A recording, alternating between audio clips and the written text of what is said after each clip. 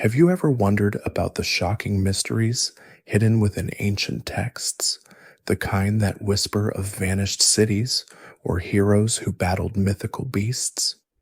It's fascinating, isn't it, how stories, sometimes thousands of years old, can still feel so immediate, so full of intrigue, as if the ink is still wet on the parchment.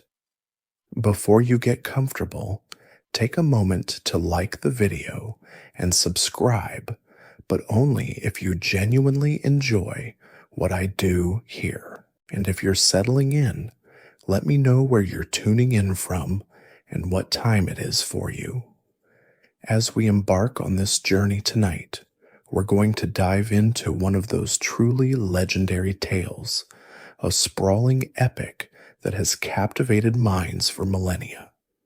It's the story of Odysseus, a man renowned for his sharp mind, a king, and a warrior who, after facing unimaginable challenges, yearned for nothing more than the familiar shores of his island home, Ithaca.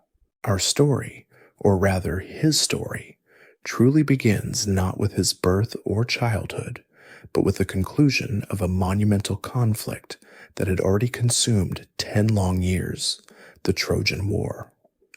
This was no minor skirmish.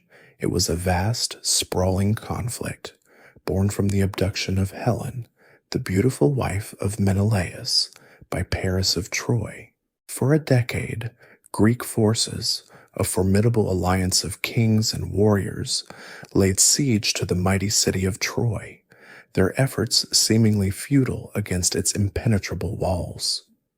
The air around Troy must have been thick with the dust of countless battles, the shouts of warriors, and the cries of the fallen, a constant hum of conflict that wore down both sides. Imagine, if you will, the sheer exhaustion, the despair that must have settled over the Greek camp after so many years of stalemate, their hopes of victory dwindling with each passing season. It was at this point, when conventional warfare had failed, that the cunning of Odysseus truly shone.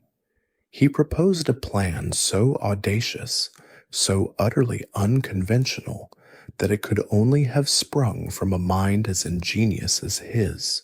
His idea was simple yet brilliant. Construct a massive wooden horse, ostensibly a peace offering or a tribute to the gods, but secretly hollow, harboring a select group of the Greeks' finest warriors within its belly. The Trojans, weary of war and perhaps a little too trusting, fell for the deception, dragging the colossal wooden equine into their city walls, believing it to be a symbol of their victory and the end of the long siege. You can almost picture the celebration, the joyous shouts, the relief washing over the city as they finally believed the Greeks had departed. Little did they know, tucked away inside that seemingly innocuous gift, were men like Odysseus himself, ready to unleash havoc. As night fell and the city slept, lulled into a false sense of security by their perceived triumph, the hidden warriors emerged from their wooden prison. They opened the city gates to the waiting Greek army who had secretly returned under the cover of darkness. The ensuing chaos was swift and brutal, marking the definitive end of the Trojan War and the destruction of the proud city of Troy.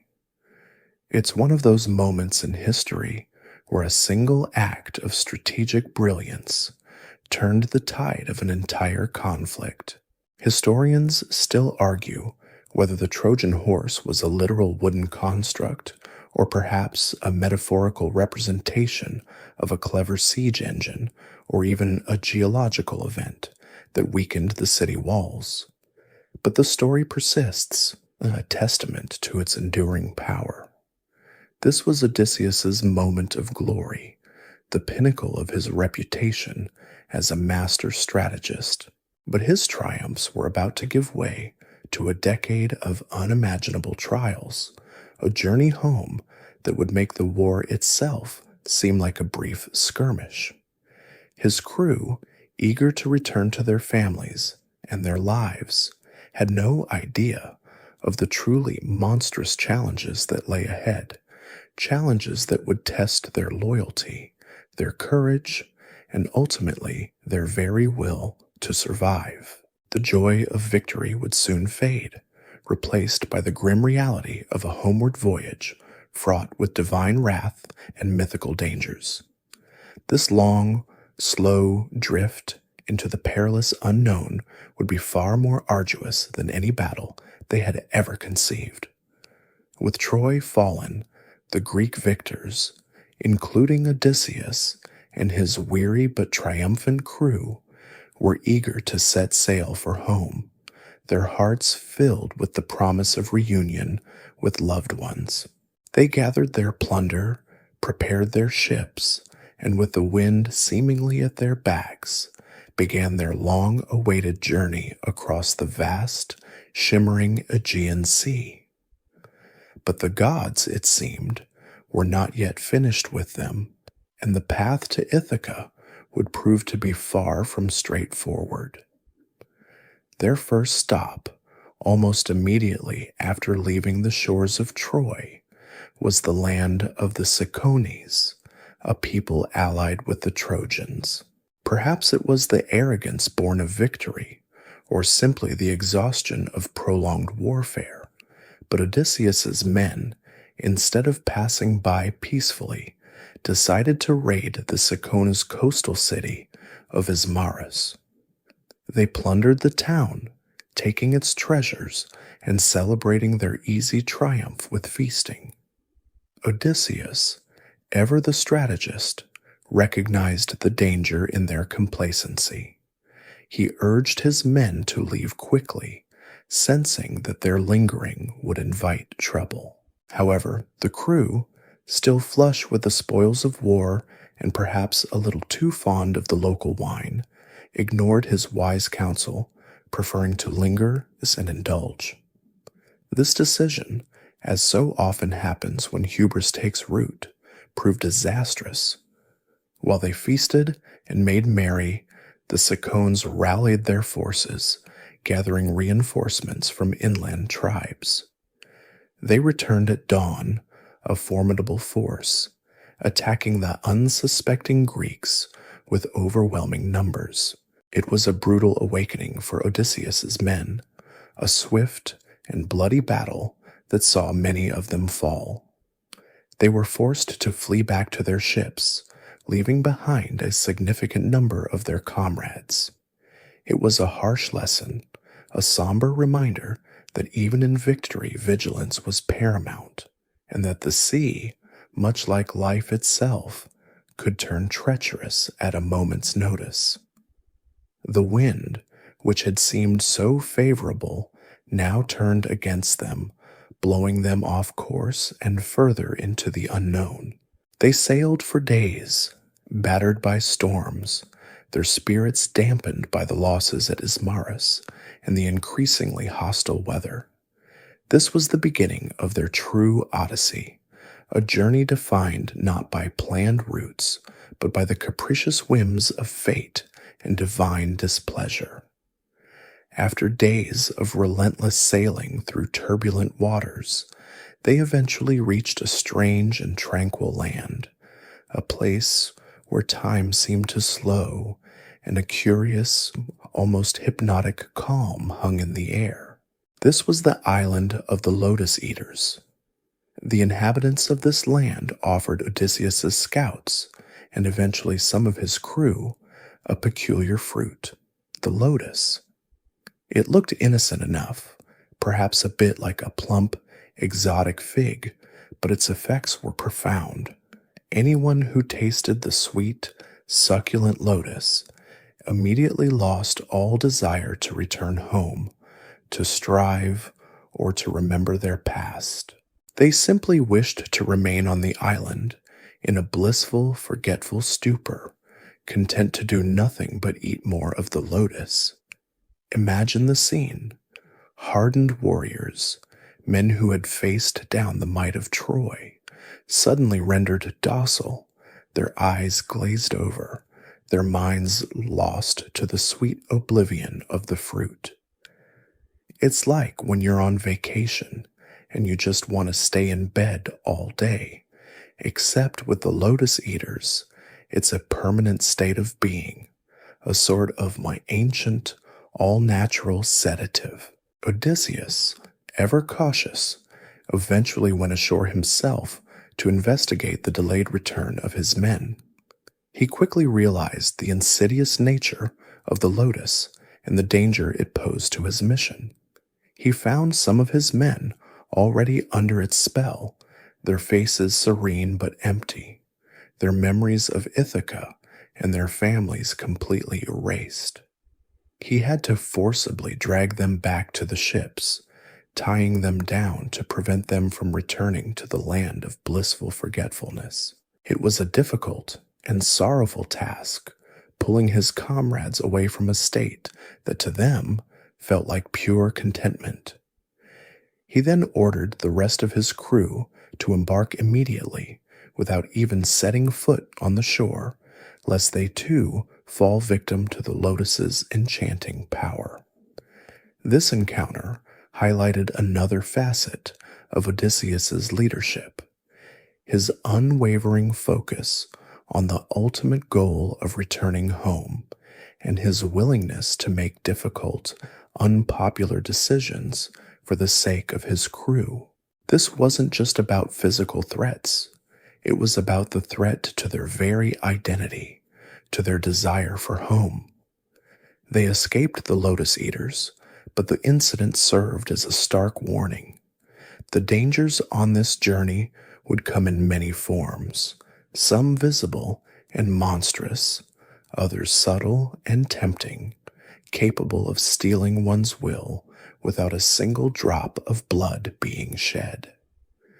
The sea continued to pull them onward, away from the forgetful shores, towards new, unforeseen challenges, leaving the alluring, yet insidious, island of the Lotus Eaters behind. Odysseus and his remaining crew once again put to sea, the memory of their near-lost comrades, a stark reminder of the hidden perils of their voyage.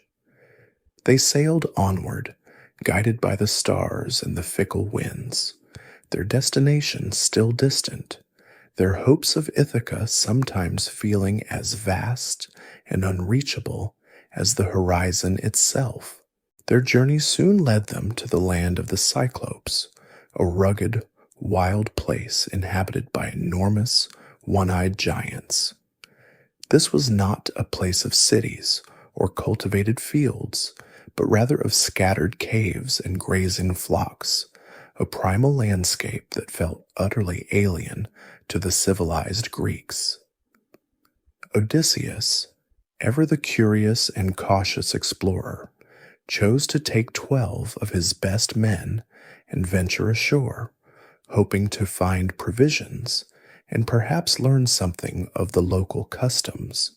He brought with him a skin of potent, undiluted wine, a gift from a priest of Apollo, knowing that hospitality, even in strange lands, often involved offerings. They discovered a large cave, seemingly empty, filled with pens of lambs and kids, baskets overflowing with cheeses, and pails brimming with milk. It was clear that its inhabitant was a shepherd, albeit one of immense proportions.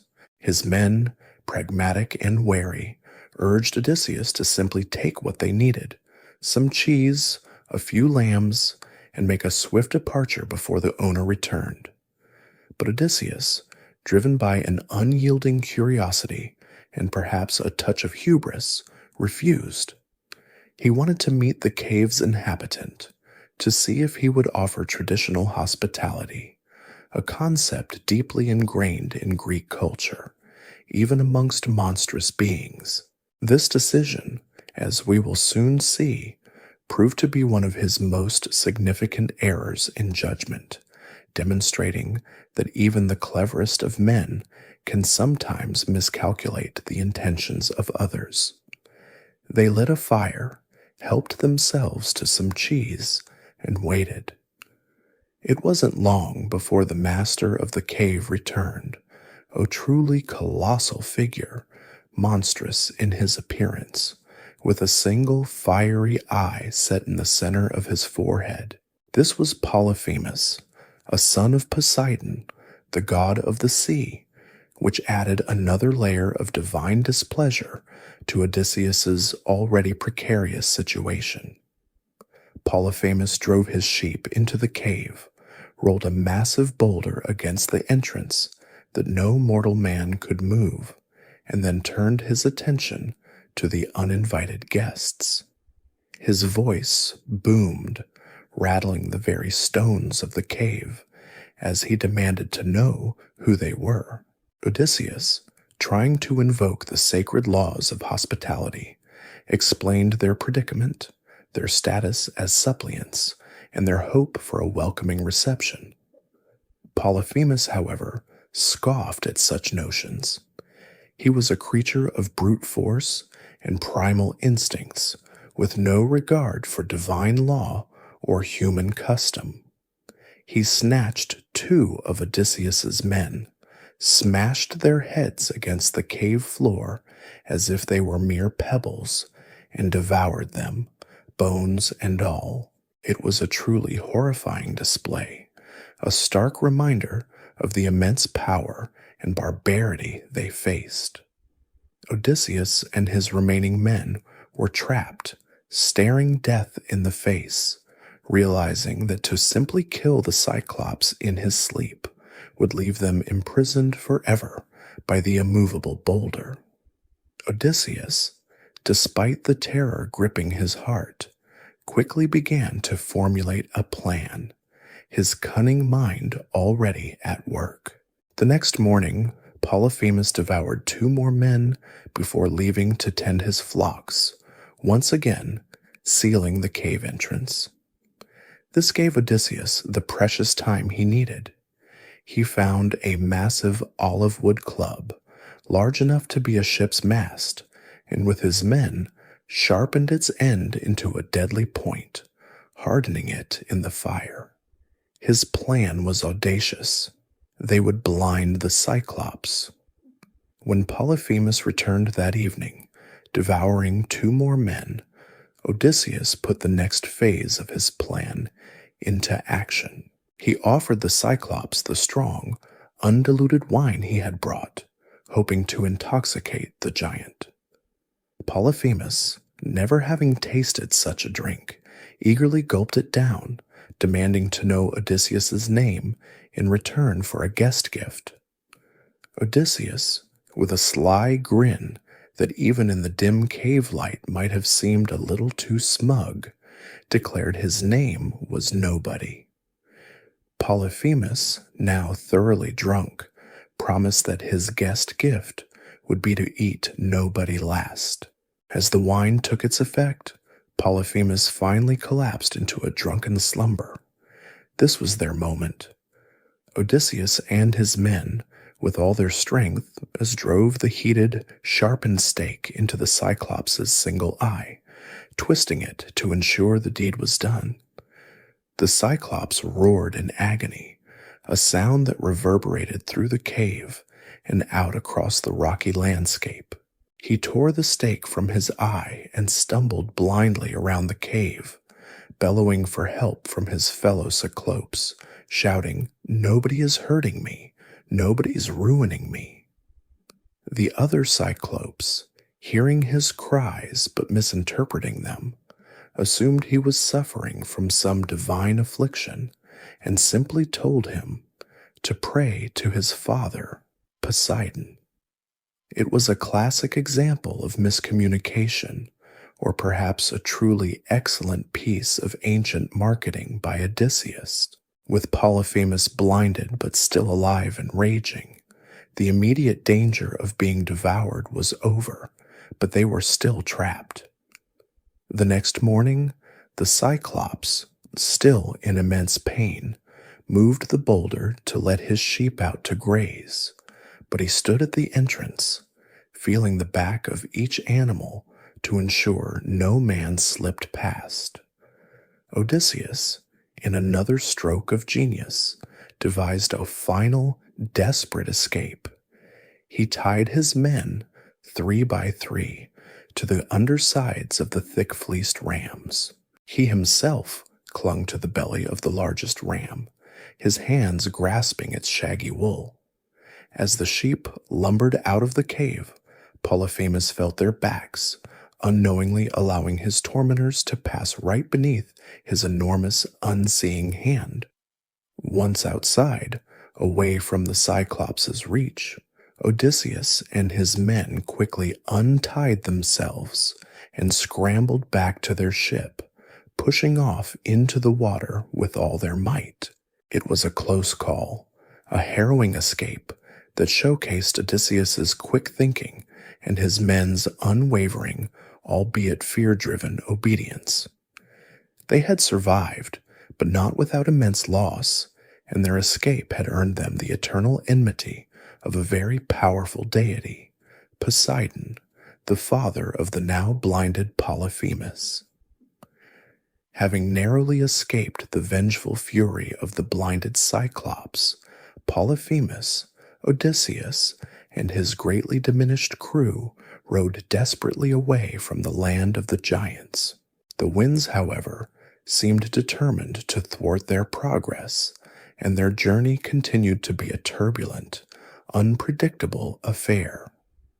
After days of sailing, battling the relentless currents, and the lingering fear of Polyphemus's father, Poseidon, they finally sighted an island that seemed to offer a brief respite from their hardships. This was the floating island of Aeolia, the realm of Aeolus, the divine keeper of the winds. It was a strange and wondrous sight, an island that drifted with the currents, its shores seemingly made of bronze, reflecting the sun's rays.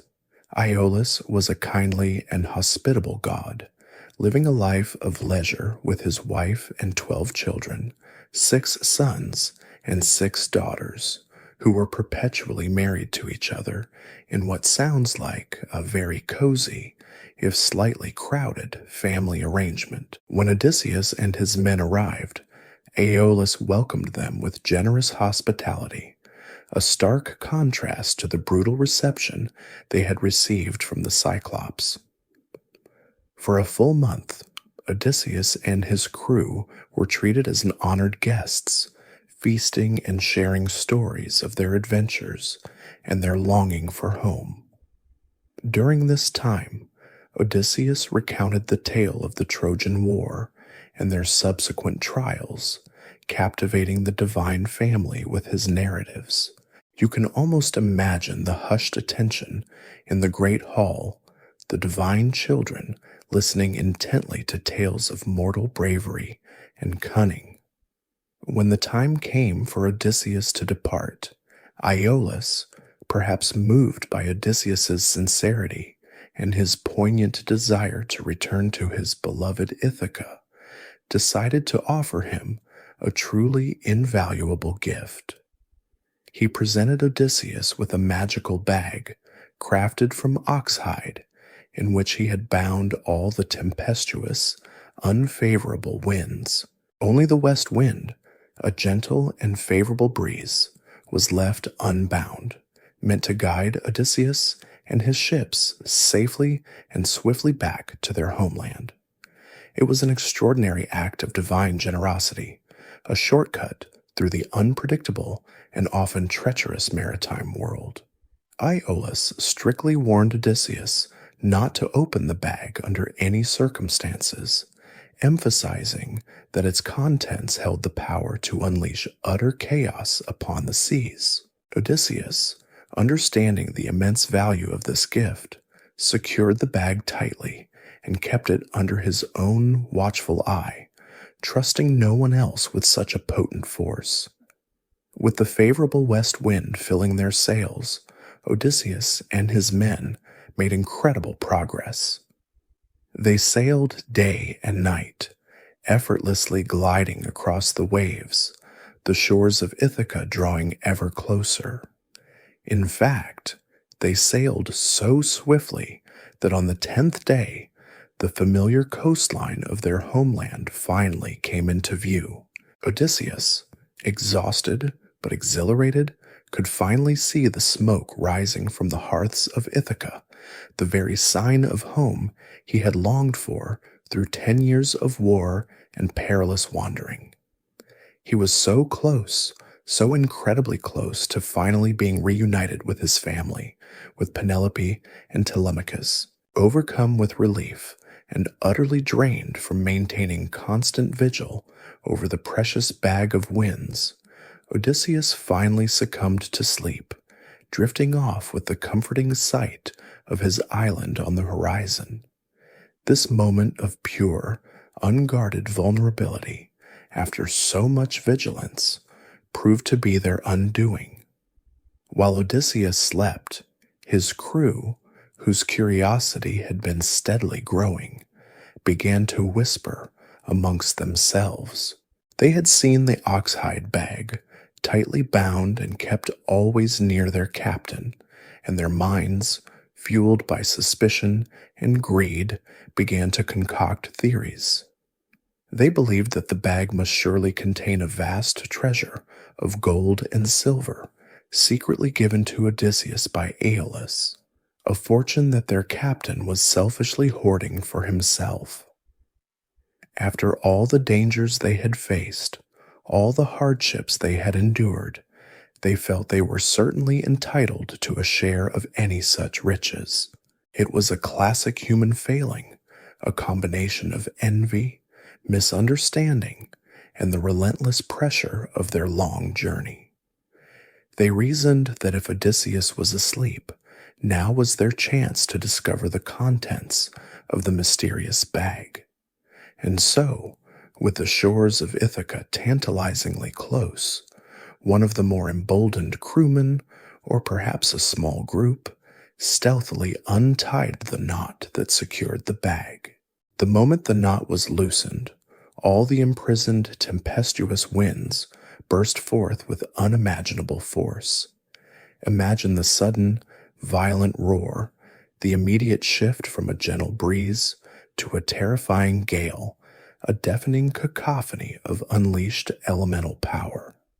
The ships were instantly caught in a furious hurricane, tossed about like toys on the churning sea, driven violently away from the very shores they had just been approaching. Odysseus awoke with a start, realizing with dawning horror what his men had done. He saw his homeland receding rapidly into the distance, snatched away just as he was on the cusp of reaching it. Despair washed over him, a bitterness far deeper than any storm could inflict. He considered throwing himself overboard, ending his tormented existence, but his resilience, his stubborn will to survive, ultimately prevailed. He wrapped himself in his cloak and lay down, utterly defeated, but not broken.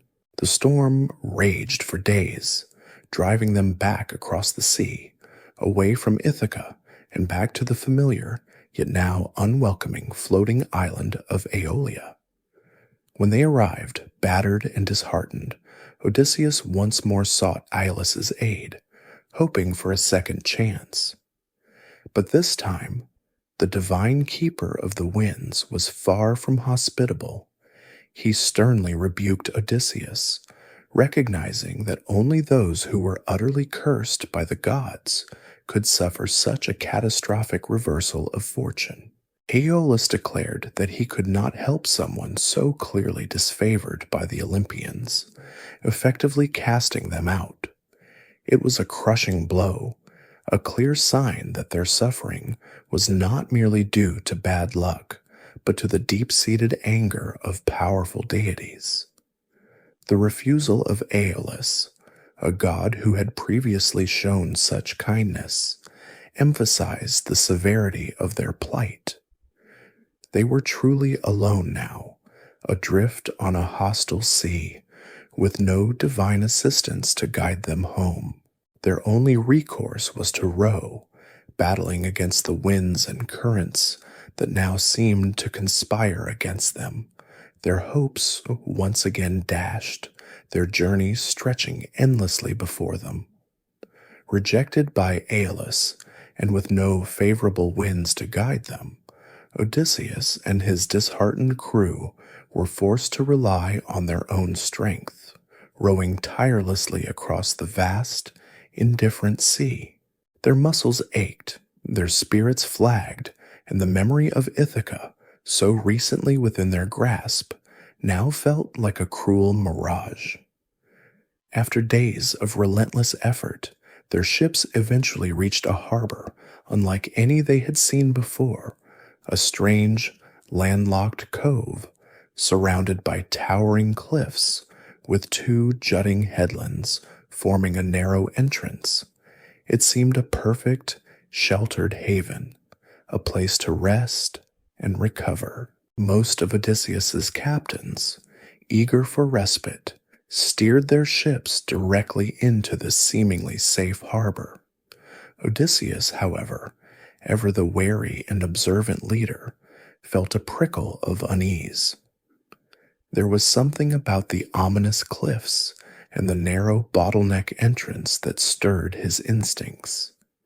He chose to moor his own ship outside the harbor, tying it to a rock just beyond the treacherous mouth, a decision that would ultimately save his vessel and its remaining crew.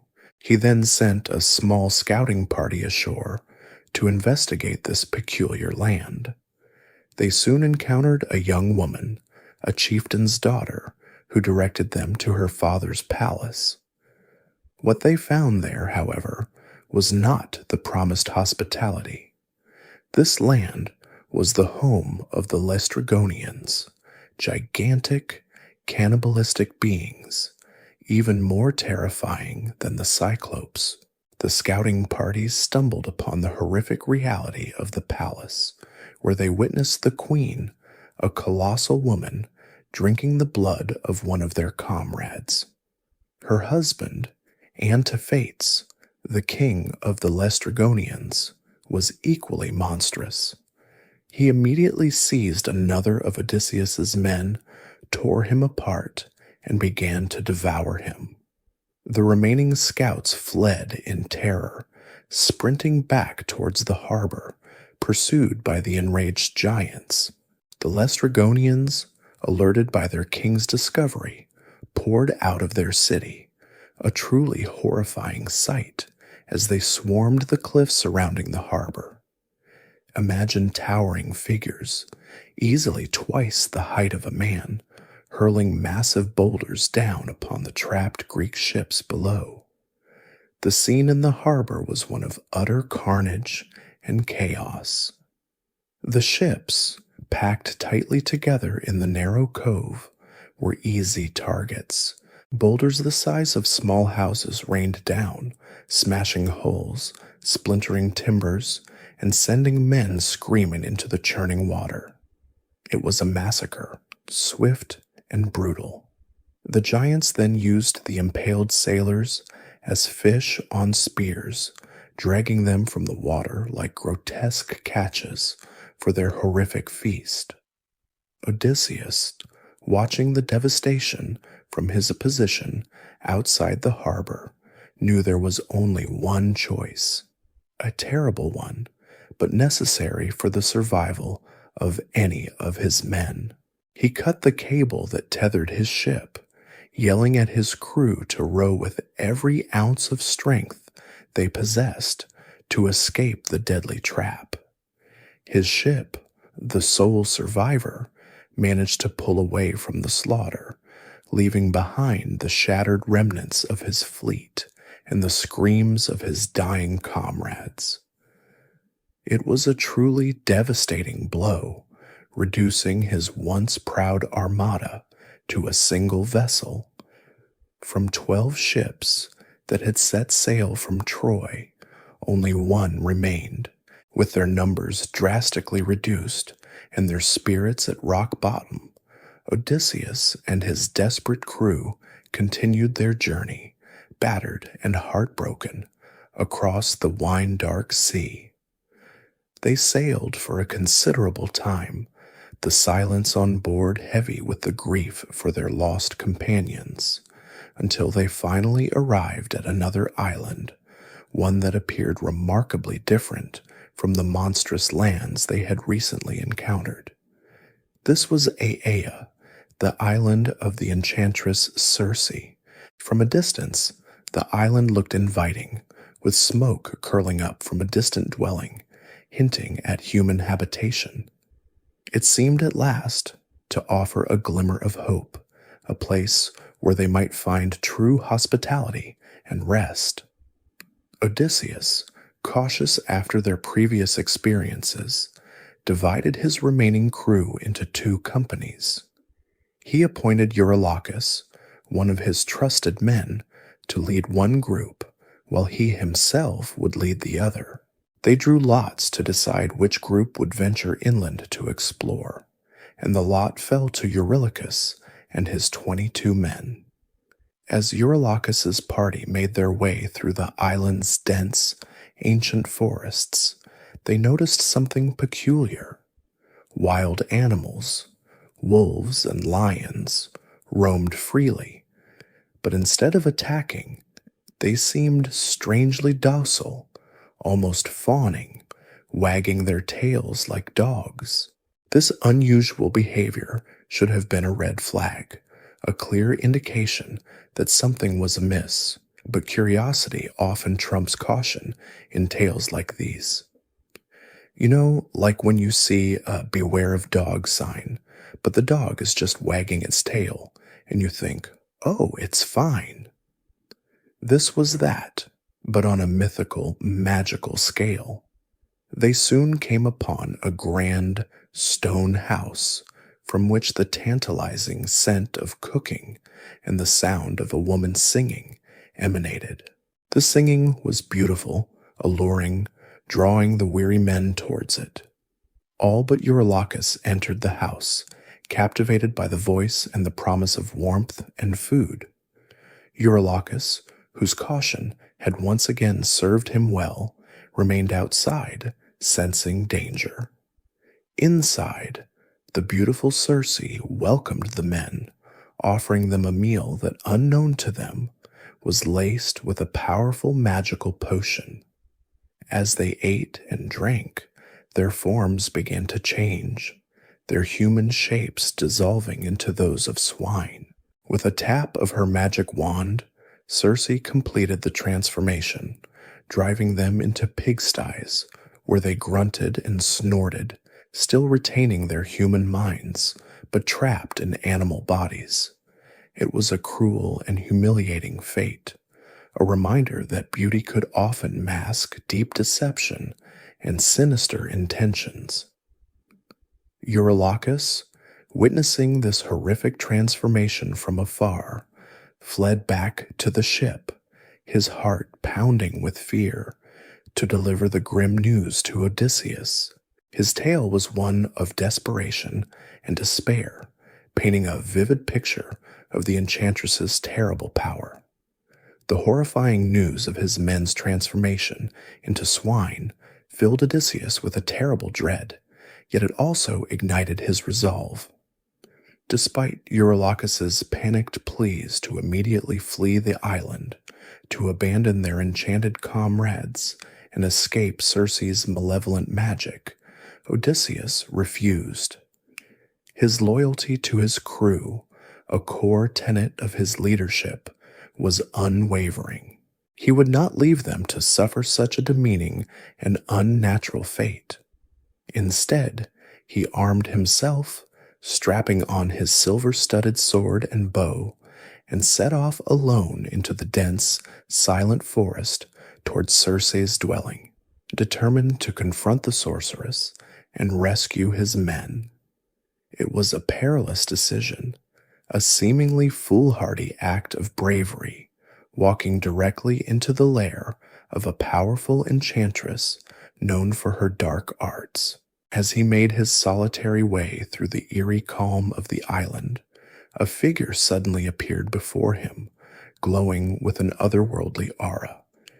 It was Hermes, the nimble messenger god, appearing not in his usual role as a deliverer of divine decrees, but as a helpful guide.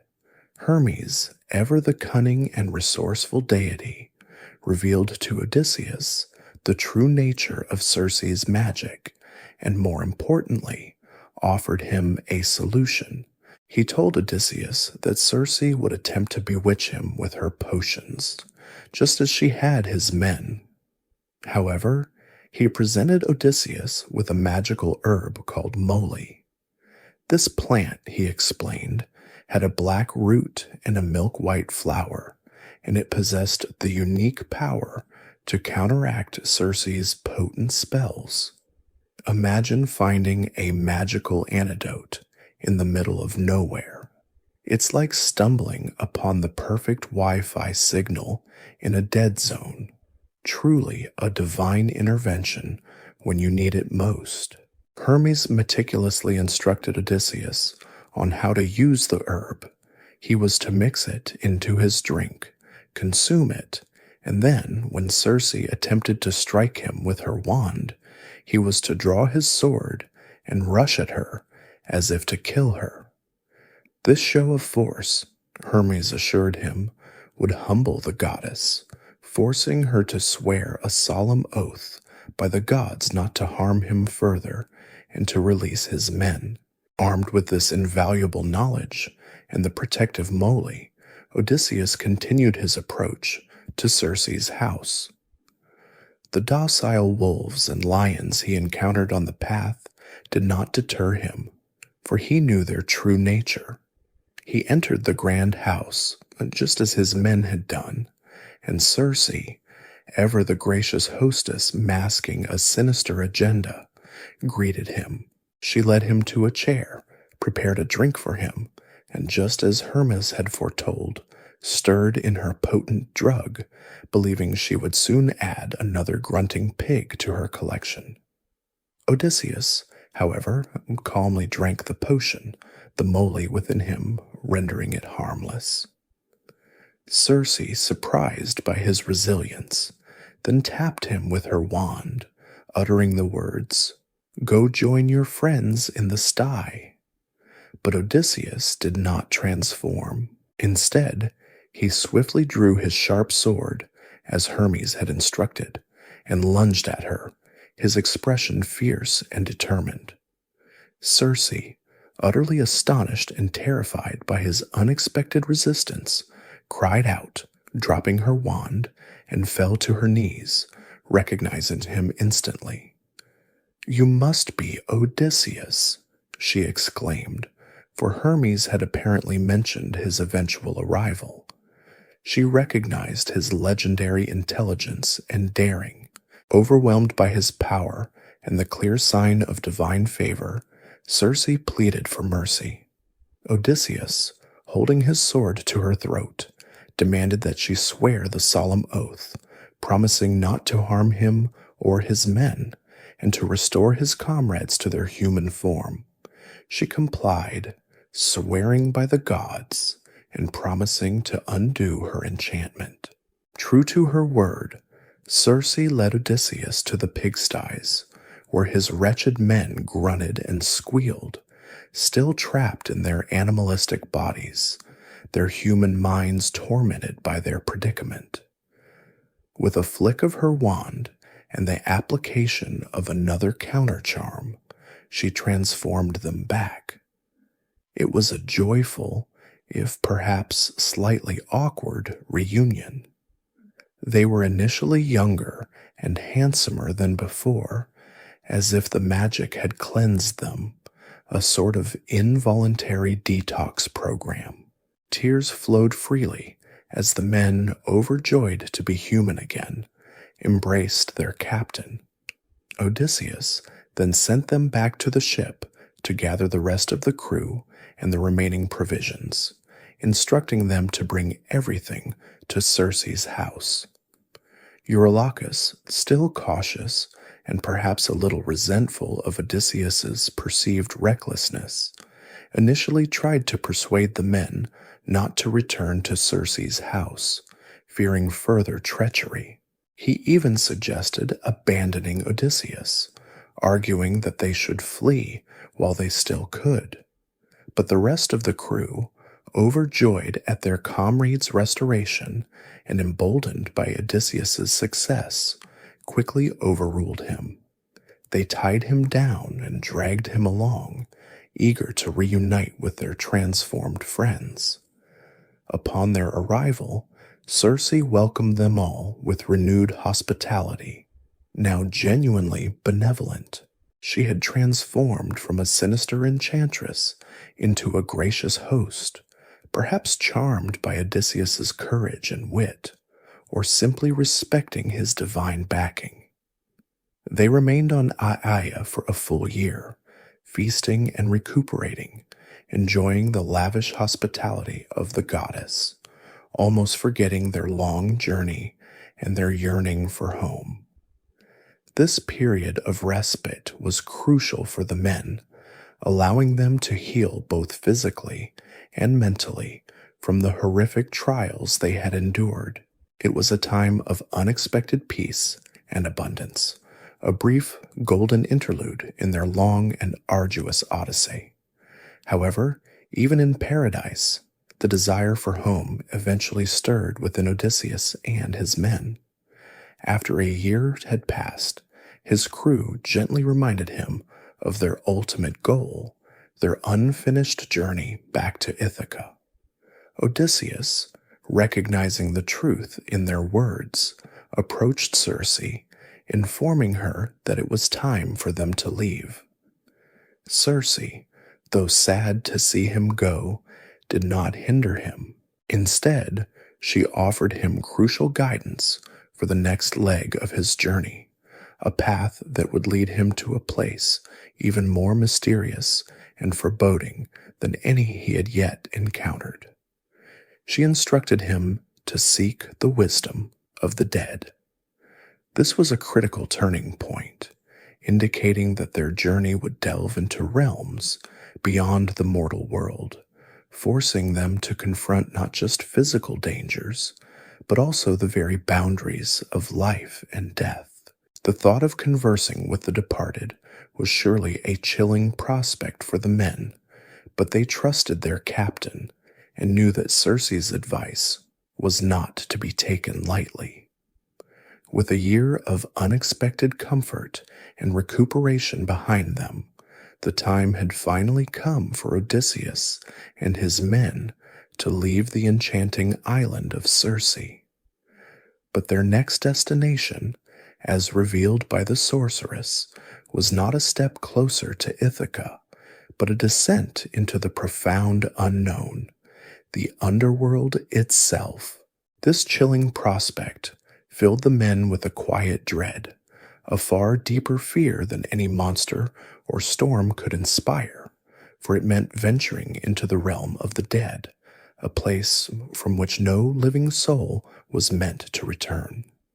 Circe had given Odysseus very specific instructions for this grim journey.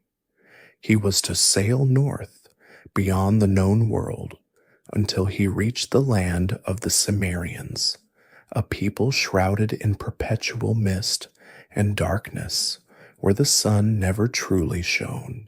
From there, he would find the entrance to Hades, the realm ruled by the god of the dead and his queen, Persephone.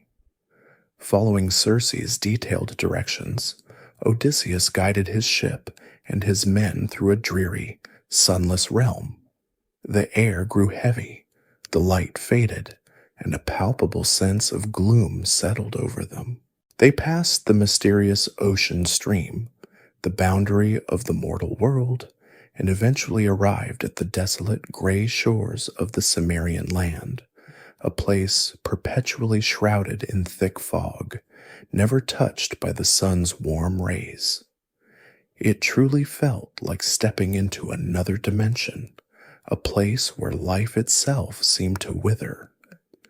It's like trying to navigate through a really dense fog with no GPS, except instead of finding your destination, you're hoping to find dead people. This was the entrance to the underworld, a place where the veil between the living and the dead was thinnest.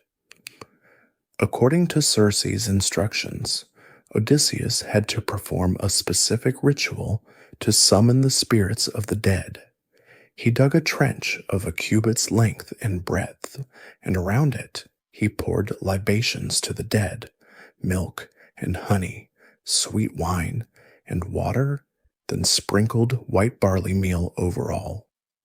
This ancient practice, known as a nekia, was a solemn and sacred act, a bridge between worlds. Then, with a heavy heart, he sacrificed a black ram and a black ewe, letting their dark blood flow into the trench. The smell of the fresh blood immediately attracted the shades of the departed, drawing them like moths to a flame, their spectral forms rising from the depths of the earth. The first to appear was Elpenor, one of Odysseus's own men. This was a startling and sorrowful sight for Odysseus, as Elpenor had recently met an unfortunate, somewhat clumsy end back on Circe's island, falling off a roof in a drunken stupor and breaking his neck. He had been left unburied, his death overlooked in their haste to depart. Elpenor's shade pleaded with Odysseus to return to Circe's island and give his body a proper burial, with all the necessary rites and a marker for his grave. This was a crucial reminder of the importance of funeral rites in ancient Greek culture. An unburied soul was condemned to wander aimlessly, unable to find peace in the afterlife. Odysseus, deeply moved by his comrade's plea, promised to fulfill his request. Next, to his profound surprise and sorrow, Odysseus saw the shade of his own mother, Anticlea. She had been alive when he left for Troy, and her presence in the underworld was a devastating shock, revealing to him the painful truth of her death during his long absence. He wept at the sight of her, longing to embrace her, but his sword, drawn to keep the other spirits at bay for Tiresias, prevented him from doing so. It was an agonizing moment of near contact, a touch forbidden between the living and the dead. He had to resist the urge to reach out, to hold her, focusing on his ultimate goal. However, the primary purpose of this perilous journey was not to grieve or to greet lost comrades, but to consult the blind prophet Tiresias of Thebes. Circe had specifically directed him to Tiresias, for the prophet alone possessed the foresight to reveal the path home and the challenges that still lay ahead for Odysseus. As more and more shades gathered around the trench, a ghostly throng eager to drink the blood and briefly regain their voices, Odysseus, following Circe's instructions, sternly kept them at bay with his sword. He understood that Tiresias, the most important shade, must be the first to drink the blood and speak, his prophecy paramount. Finally, the revered prophet Tiresias approached the trench, a solemn and ancient figure even in the realm of the dead. His eyes, though blind in life, seemed to perceive truths beyond the mortal veil.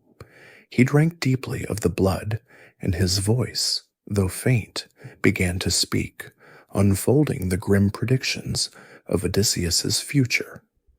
The prophecy began with a warning about Poseidon's wrath, still simmering fiercely because of the blinding of his son, Polyphemus. This was no surprise, but a confirmation of the divine enmity that had plagued their journey thus far. Tiresias then revealed the trials still awaiting Odysseus on his homeward voyage, specifically warning him about the sacred cattle of Helios, the sun god, on the island of Thrinacia. He emphasized that if Odysseus's men dared to harm these sacred animals, both their ship and their lives would be forfeit, and Odysseus himself would return home alone, a broken man, facing further strife. This was a chilling foretelling of future disaster, a clear roadmap of the dangers that lay ahead, and a test of his crew's obedience and self-control. Furthermore, Tiresias spoke of Odysseus's return to Ithaca, predicting that he would find his palace overrun by insolent suitors, consuming his wealth and pressing his loyal wife Penelope for marriage. He revealed that Odysseus would have to deal with them, a challenge that would require all his cunning and strength. The prophet also foretold a final journey for Odysseus after he had dealt with the suitors.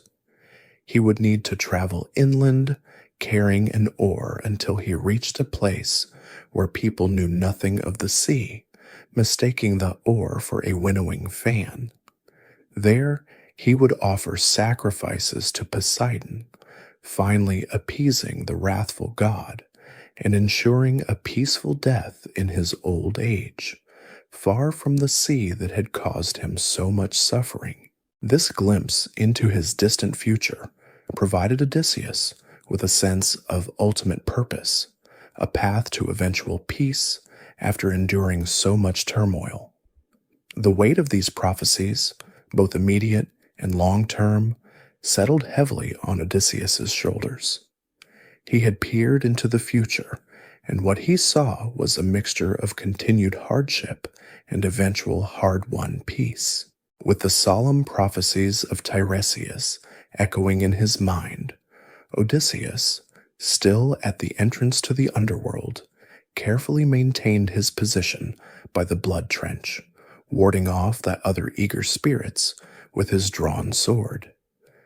The old prophet's words had laid bare the path ahead, both immediate and distant, confirming the divine wrath of Poseidon and foreshadowing the trials yet to come, especially the perilous encounter with the cattle of Helios and the grim homecoming awaiting him in Ithaca. But before he could fully process these weighty revelations, another wave of shades began to emerge, drawn to the blood, eager to momentarily reclaim their voices and share their own tales. First, to his immense grief, his own mother, Anticlea, was finally allowed to approach and drink from the blood. With her senses briefly restored, she recognized her son and spoke to him, confirming her death and the circumstances back in Ithaca. She spoke of his father, Laertes, living a life of sorrow and solitude on their farm, wasting away from grief and longing for his son. She also spoke of Penelope, his steadfast wife, still enduring the relentless pressure of the suitors, yet remaining loyal to his memory, clinging to the hope of his return. And she spoke of young Telemachus, growing into a man, striving to protect his inheritance and his mother, but struggling under the weight of the suitor's insolence. This first-hand account from his mother painted a vivid, painful picture of the home he so desperately yearned for, a home that was simultaneously preserved by loyalty and threatened by avarice. The revelation of his mother's death and the suffering of his family, particularly his father, added a fresh layer of sorrow to Odysseus's already heavy heart. After his mother, a procession of renowned female figures from myth and history came forward, each eager to partake of the blood and share their stories. He saw the shade of Taro, who bore 2 sons to Poseidon, and Antiope, who was mother to Amphion and Zethus, the founders of Thebes. Then came Alcmene, the mother of the mighty Heracles, and Megara, his tragic, first wife. He saw Epicast, who in her ignorance married her own son, Oedipus, and Leda, the mother of Helen and Clytemnestra, whose actions had plunged the world into the Trojan War. This parade of noble and often sorrowful women, each with their own complex and often tragic narratives, served as a stark reminder of the interconnectedness of human and divine fates in the ancient world. It was like a who's who of ancient Greek mythology, a sort of ghostly red carpet event, if red carpet events were held in the land of the dead and involved blood.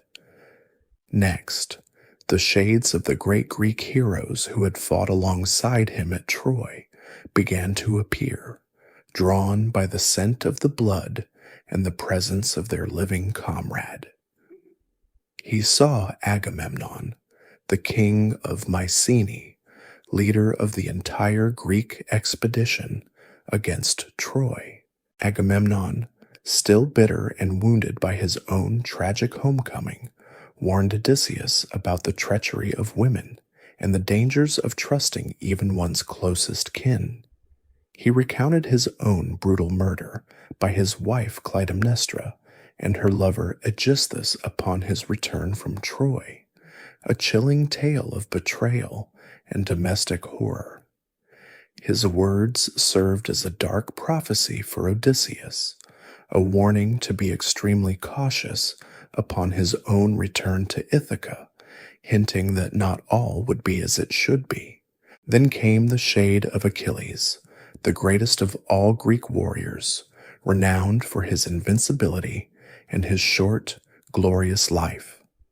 Odysseus tried to console Achilles, telling him that even in death he was honored and powerful among the dead.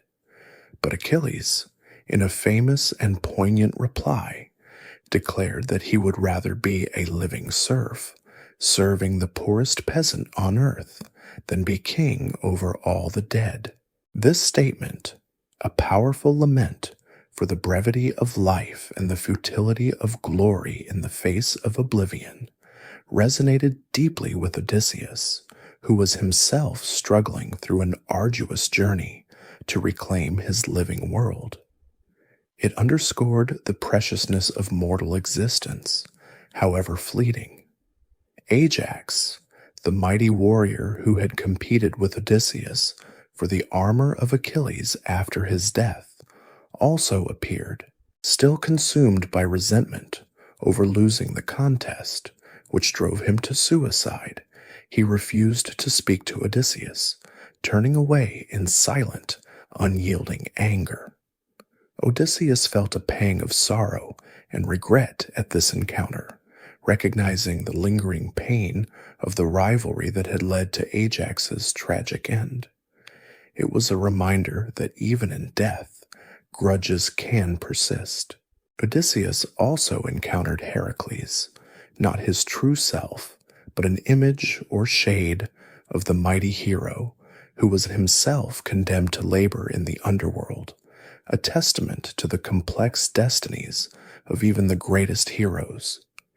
He observed countless other spirits, too many to name, all yearning for a moment's connection with the living world, a fleeting taste of what they had lost.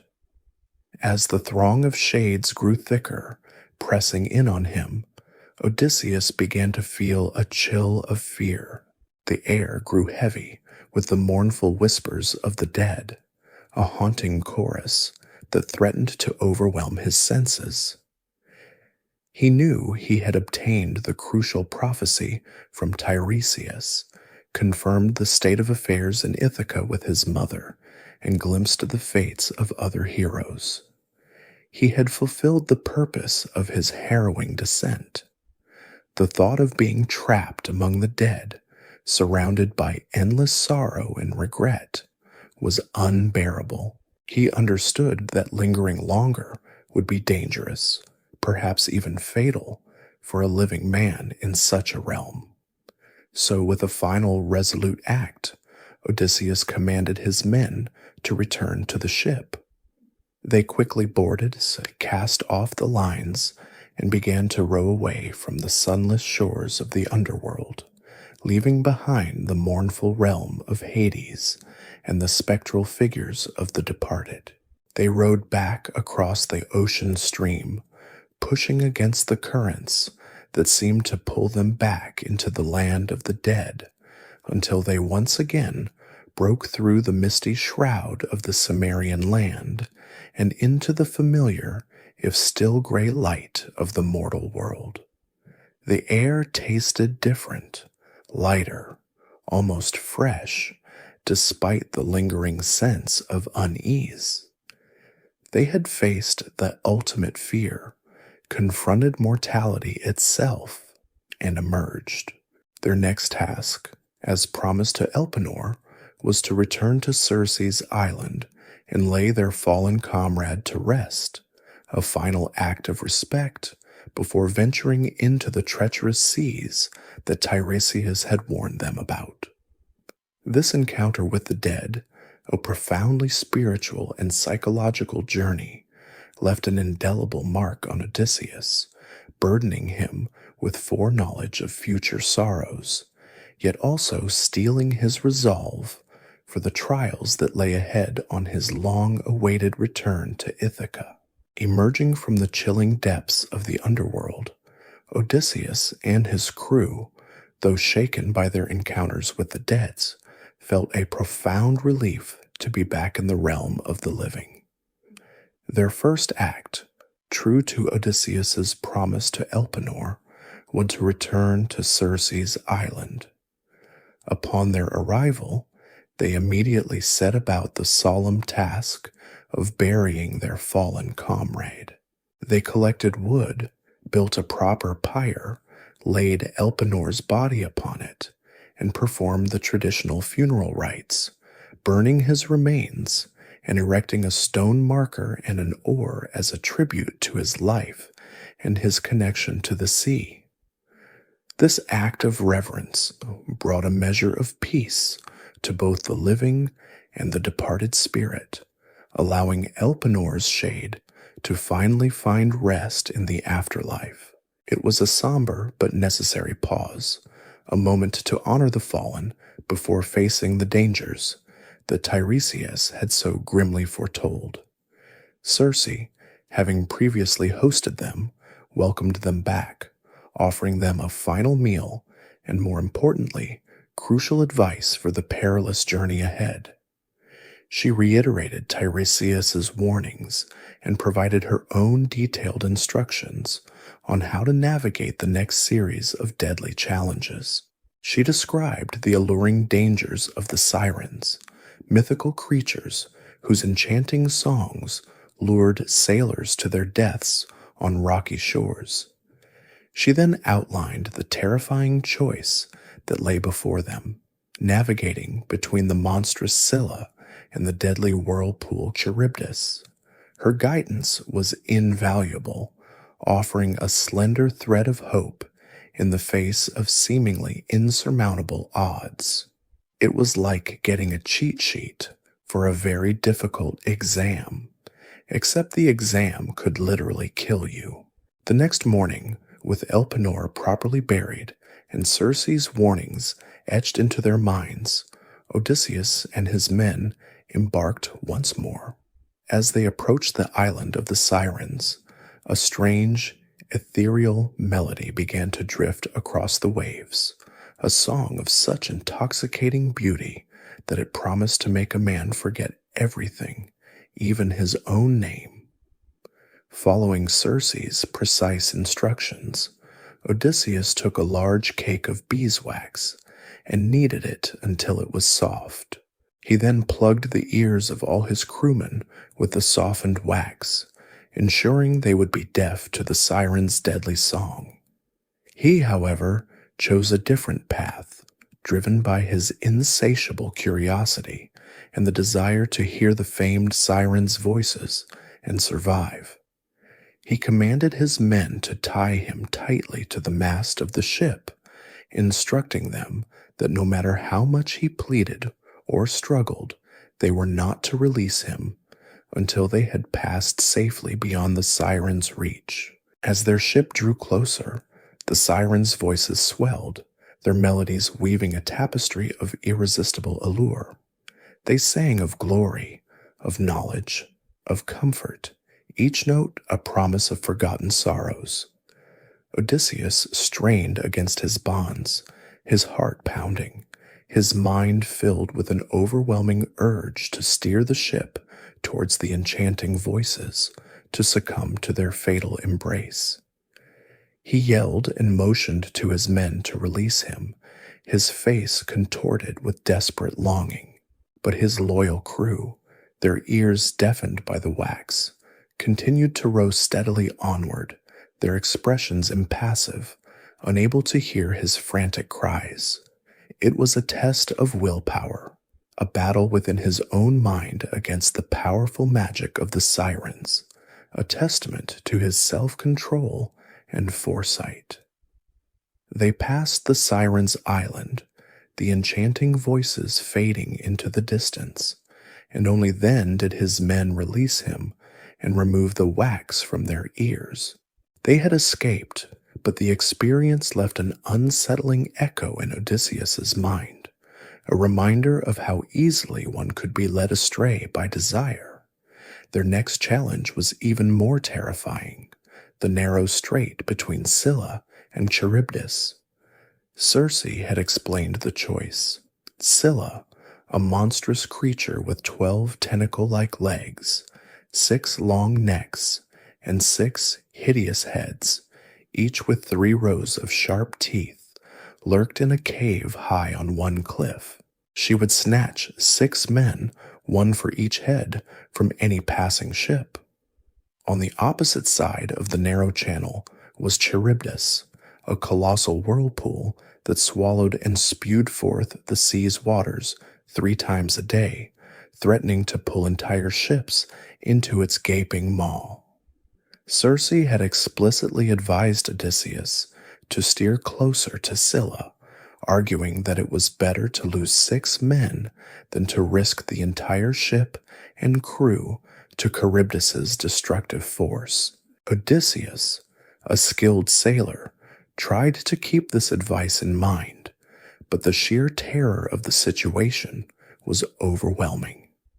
As they approached the strait, the roiling waters of Charybdis began to thunder, sucking down the sea in a terrifying gulp, then spewing it forth in a violent spray, threatening to capsize their single remaining ship. Odysseus, focused on avoiding the whirlpool, perhaps glanced away from the cliff for a moment too long. Suddenly, Scylla struck. Her 6 serpentine heads darted out from her shadowy cave, seizing 6 of Odysseus's finest men. They shrieked and screamed, their cries chilling the bones of the surviving crew, their limbs flailing as they were dragged, helpless, into the monster's lair. Odysseus watched, horrified and powerless, unable to save them. It was the most piteous sight he had ever witnessed, he would later recount, seeing his companions dangling in the air, knowing their certain doom. There was no battle, no heroic charge, just a swift, brutal snatching, a horrifying demonstration of nature's indifference and monstrous power. This encounter was a stark reminder of the harsh realities of the ancient world, where seemingly insurmountable dangers were an everyday part of long journeys. One can't help but think about modern-day navigators facing the open ocean. At least they don't have to worry about multi-headed monsters snacking on their crew, having passed through the jaws of death, leaving behind the screams of their lost comrades and the terrifying churn of Charybdis. The battered ship and its severely depleted crew sailed onward, their hearts heavy with grief and fear. They had survived Scylla and Charybdis, but the cost was immense. The losses were stacking up, each monstrous encounter leaving fewer men, further dimming their hopes of ever reaching Ithaca.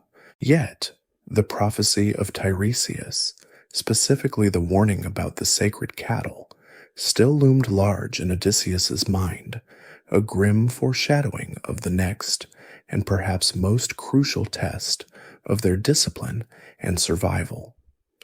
Their journey was far from over. In fact, the greatest test of their collective will was yet to come, a test that would once again involve hunger, temptation, and the wrath of the gods. Having narrowly escaped the twin terrors of Scylla and Charybdis, leaving behind the agonizing memory of his 6 lost men, Odysseus and his remaining grief-stricken crew continued their westward journey. Their ship, though damaged, still held together, a testament to its sturdy construction and their desperate will to survive. The air was thick with unspoken sorrow, and the fear of what lay ahead weighed heavily on every man. They knew, from the dire warnings of both Tiresias and Circe, that their next encounter could be their last if they failed to heed the divine prohibitions. Their long, weary voyage eventually brought them to the shores of Thrinacia, the island consecrated to Helios, the sun god. From a distance, the island looked tranquil and lush, a welcome sight after the turbulent seas and monstrous encounters. They could see vast herds of cattle grazing peacefully in verdant meadows, their coats shimmering gold in the sunlight, along with flocks of plump sheep. The beauty of the island was deceptive, however, for Circe had been unequivocally clear.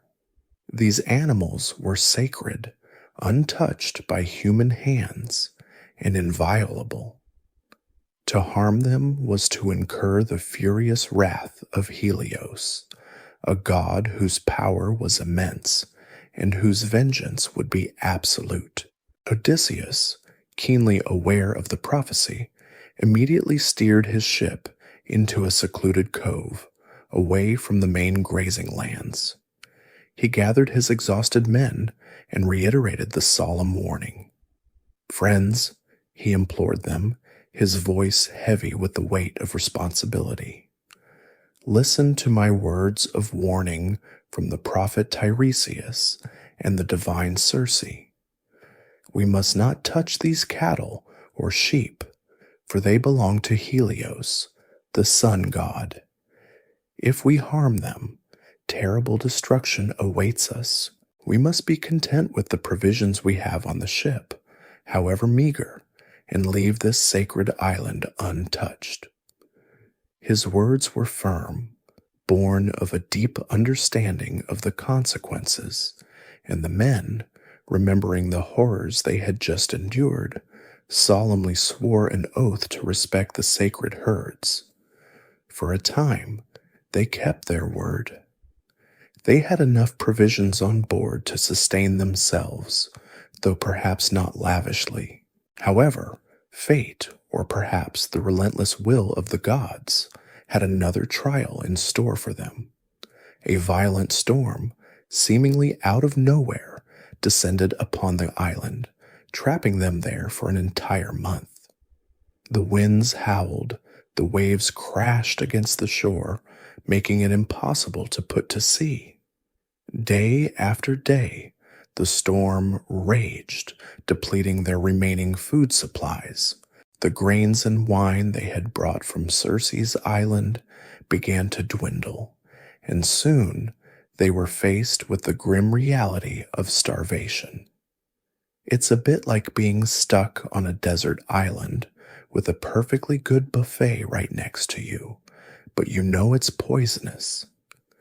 The temptation must have been agonizing. Odysseus, sensing the growing desperation and the mounting temptation among his men, decided to venture inland to pray to the gods for guidance and a favorable wind. He hoped that by offering sacrifices and supplications, He might appease the divine powers and find a way out of their predicament. While he was away, however, his men, pushed to the brink by gnawing hunger, began to waver. Their stomachs growled, their resolve weakened, and the sight of the fat golden cattle grazing so close, so temptingly, proved to be an irresistible lure. Eurylochus, the same man who had cautiously held back from Circe's house and later tried to persuade the men to abandon Odysseus, now took the lead in their rebellion. He appealed to their desperate hunger, arguing that a swift, painful death by drowning was no worse than a slow, agonizing death by starvation. He convinced the other men that it was better to face the wrath of the gods for a full stomach than to starve on an island surrounded by plenty. He even suggested that they could build a grand temple to Helios upon their return to Ithaca, offering propitiation for their transgression. It was a classic case of rationalizing a bad decision when faced with extreme duress. You know, like when you tell yourself that extra slice of cake won't hurt because you deserve it after a long day. Except, in this case, the cake was divine livestock, and so, swayed by Eurylochus's arguments and the unbearable pangs of hunger, the men drove the finest of Helios's cattle to the shore. They sacrificed them, offering only perfunctory, desperate prayers to the gods, hoping to somehow mitigate the impending divine fury. They roasted the meat, and the delicious aroma of cooking beef wafted across the island. Odysseus, meanwhile, was still deep in his prayers, but he was suddenly awakened by the distinct smell of roasting meat. A cold dread settled in his stomach, far worse than any hunger. He knew instantly what his men had done. He rushed back to the shore, his heart sinking with every step, and indeed, he found them feasting on the forbidden beef, their faces smeared with grease, their oaths forgotten. Helios, the sun god, whose sacred animals had been so brazenly violated, was as expected incandescent with rage. He immediately ascended to Olympus and appealed to Zeus, demanding swift and terrible retribution. He threatened to descend into Hades and shine only among the dead if justice was not served, effectively plunging the world into eternal darkness. Zeus, acknowledging the gravity of the transgression and understanding the sun god's fury, promised that vengeance would be exacted. He assured Helios that he would strike their ship with a thunderbolt once they set sail. For 6 days, the men feasted on the stolen cattle, despite the ominous signs. The hides of the slaughtered animals crawled as if alive, the raw meat lowed, and the roasted meat groaned on the spits, eerie portents of the divine wrath they had invoked. It was a truly unnerving phenomenon, a supernatural warning that their transgression had not gone unnoticed. On the 7th day, the storm finally abated, and with a sense of ill-fated determination, Odysseus and his men launched their ship, their stomachs full, but their fates sealed. They sailed away from Thrinacia into a calm sea that would soon turn treacherous. They had not gone far when Zeus's terrible judgment fell upon them. The skies darkened, thunder cracked, and a furious tempest descended upon their single remaining ship. Lightning bolts rained down from the heavens, one striking the mast with devastating force, shattering it and killing the helmsman instantly. The ship itself was ripped apart, its timbers splintering, its hull breached. The men were thrown into the churning waters, struggling against the overwhelming waves, their desperate cries swallowed by the roar of the storm. Odysseus, clinging to a piece of the shattered keel, watched in despair as his last remaining comrades were swallowed by the sea, their lives forfeit for their impiety. He was now utterly alone, adrift on the vast, indifferent ocean, another victim of the relentless divine anger that seemed to dog his every step. The prophecies had come true with terrifying precision, leaving him as the sole survivor of his once proud crew. Cast adrift upon the merciless sea, the sole survivor of the catastrophic tempest sent by Zeus, Odysseus clung desperately to a piece of the shattered ship's keel. His crew, every last one of them, had perished, swallowed by the waves, their lives sacrificed to the unyielding wrath of Helios. The prophecy of Tiresias had come to chilling fruition. He was indeed returning home alone, a broken man. The current, strong and relentless, dragged him back towards the very perils he had only recently escaped, towards the terrifying strait of Scylla and Charybdis. This was a cruel twist of fate, an unbearable circle of suffering, like being sent back to the start of a particularly difficult level in a video game you've already almost beaten. As the sun climbed higher, the merciless current pulled Odysseus directly into the maw of Charybdis. He watched in horror as the colossal whirlpool began its terrifying suck, churning the waters into a vast, gaping abyss. He knew, with a certainty that chilled him to the bone, that if he were pulled into that maelstrom, he would be instantly devoured, his long journey ending in a watery grave. With incredible strength, born of sheer desperation, he managed to grasp onto the branches of a fig tree that grew precariously over the edge of the whirlpool, its roots clinging stubbornly to the rock. He hung there, suspended above the churning void, waiting for Charybdis to spew forth the waters again. It was an agonizing wait, his muscles screaming, his grip weakening, the roar of the whirlpool a deafening reminder of his precarious position. He hung there, waiting for what felt like an eternity, until finally, with a monstrous belch, Charybdis disgorged the waters, and with them, the remnants of his ship's keel. Seizing his chance, Odysseus released his grip and fell, landing precisely on the floating timber. With renewed urgency, he began to paddle, using his hands as oars, desperately trying to put distance between himself and the terrifying whirlpool. He was a lone, insignificant speck on the vast ocean, a man reduced to raw survival instinct. He paddled for 9 days, driven by an unyielding will to live, enduring the burning sun by day and the chilling cold by night, with no food, no fresh water, just the endless, indifferent expanse of the sea.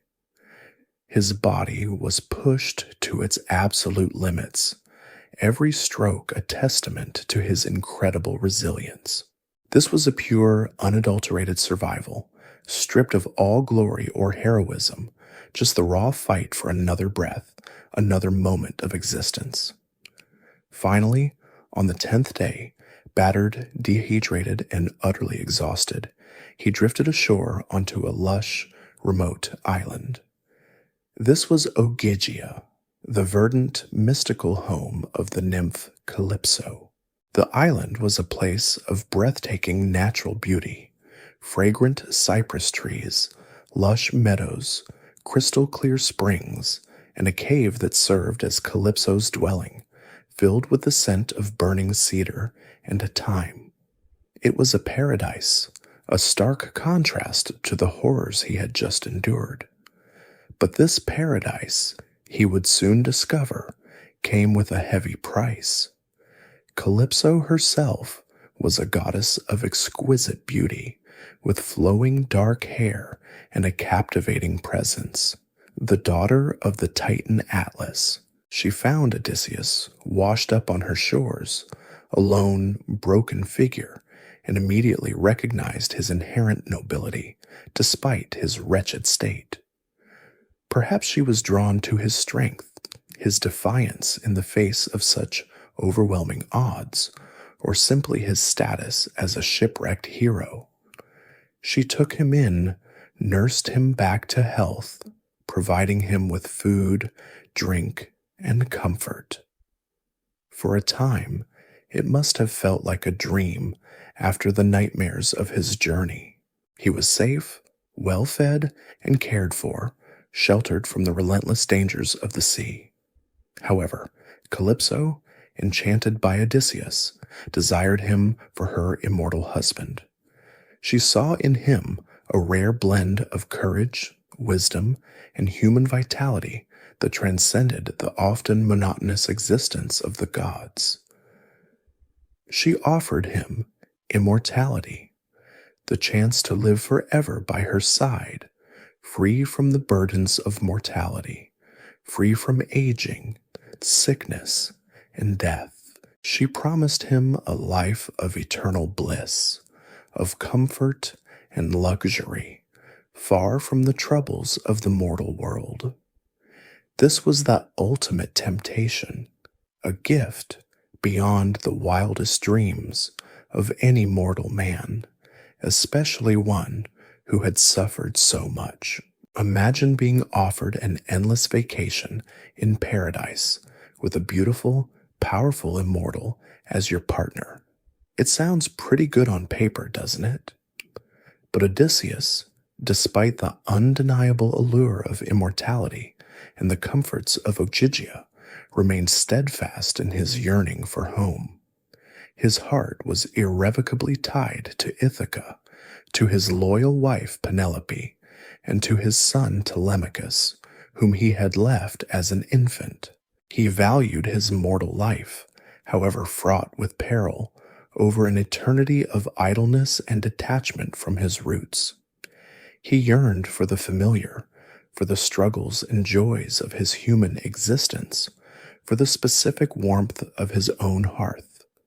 He saw Calypso's offer not as a blessing, but as a gilded cage, a beautiful prison that held him captive from his true destiny. He politely, yet firmly, refused her offer of immortality, a decision that would define his entire stay on the island. This refusal, however, did not diminish Calypso's desire. On the contrary, perhaps it even deepened her fascination with him. So for 7 long years, Odysseus remained on Ogygia, a captive of Calypso's love, rather than her malice. He spent his days gazing out at the endless sea, his eyes often filled with tears, longing for the distant shores of Ithaca. Each morning he would sit on the rocky shore, staring out at the horizon, a poignant image of longing and despair, the sound of the waves a constant reminder of his captivity and his unfulfilled journey. Calypso, though she loved him, could not force him to forget his homeland, nor could she break his spirit. She kept him on her island, showering him with kindness and companionship, but never truly releasing him. This prolonged captivity, however luxurious, was a form of torment, a beautiful agony, for it denied him the very thing his soul craved, return. His isolation on Ogygia was a profound test of his endurance, a period of quiet, persistent suffering, far removed from the dramatic battles and monstrous encounters of his earlier travels, but no less arduous for his spirit.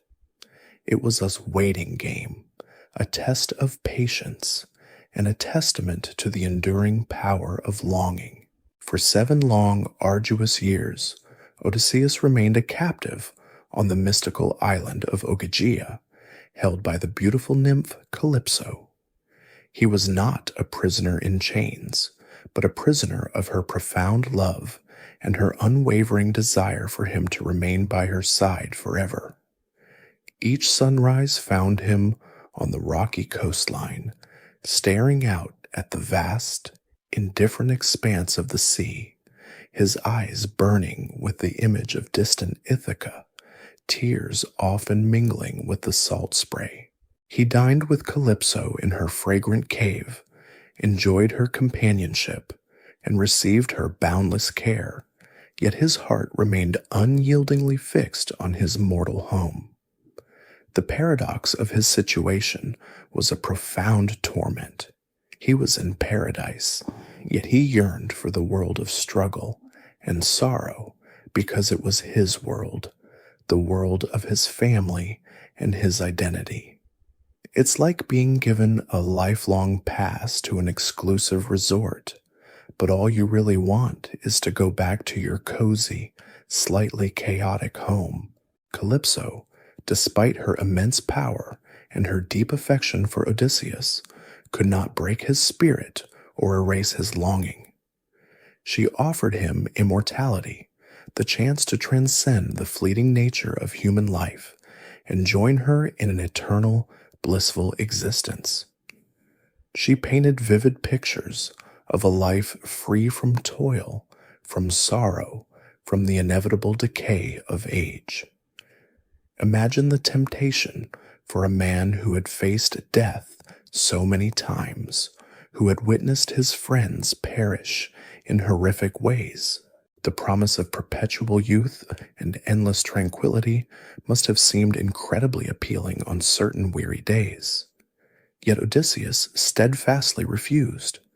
His devotion to Penelope, his son Telemachus, and the very soil of Ithaca ran deeper than any desire for divine ease. He held on to his mortal destiny with a stubborn grip, a quiet rebellion against the allure of the eternal. This unwavering refusal was a source of constant bewilderment and perhaps a touch of exasperation for Calypso. She couldn't comprehend such a profound attachment to a fleeting human existence when immortality was within reach. She often tried to reason with him, reminding him of the dangers he would face if he returned, subtly implying that his mortal life would be filled with more pain than pleasure. She spoke of the inevitable hardships awaiting him, the trials he had yet to endure, trying to paint a picture of Ithaca that was less idyllic than his longing mind created. Yet, his gaze would always return about to the distant horizon, his silence a more potent answer than any words could be. His days on Ogygia fell into a predictable, melancholic rhythm. He would wake sometimes before the dawn and make his way to the shore. The rhythm of the waves, usually a soothing sound, became for him a cruel reminder of the barrier between him and his desired destination. He would watch the sun rise, paint the sky with hues of orange and purple, and then sink again, marking another day lost, another 24 hours spent away from home. Calypso, often finding him there, would engage him in conversation, share meals, and offer her companionship. But she knew, deep down, that his heart was always elsewhere. She would sing to him, her voice as enchanting as the Sirens, but devoid of malice, attempting to weave a spell of contentment around him, to make him forget his longing, but to no avail. This period of captivity, though it lacked the dramatic, life-threatening encounters of his earlier adventures, was a profound test of Odysseus's mental and emotional resilience. It was a test of patience, of endurance in the face of passive despair. Unlike the Cyclops or Scylla, Calypso did not threaten his body directly. She threatened his will, his spirit, his very purpose. The temptation of eternal life, of endless comfort, was a more insidious challenge than any physical monster.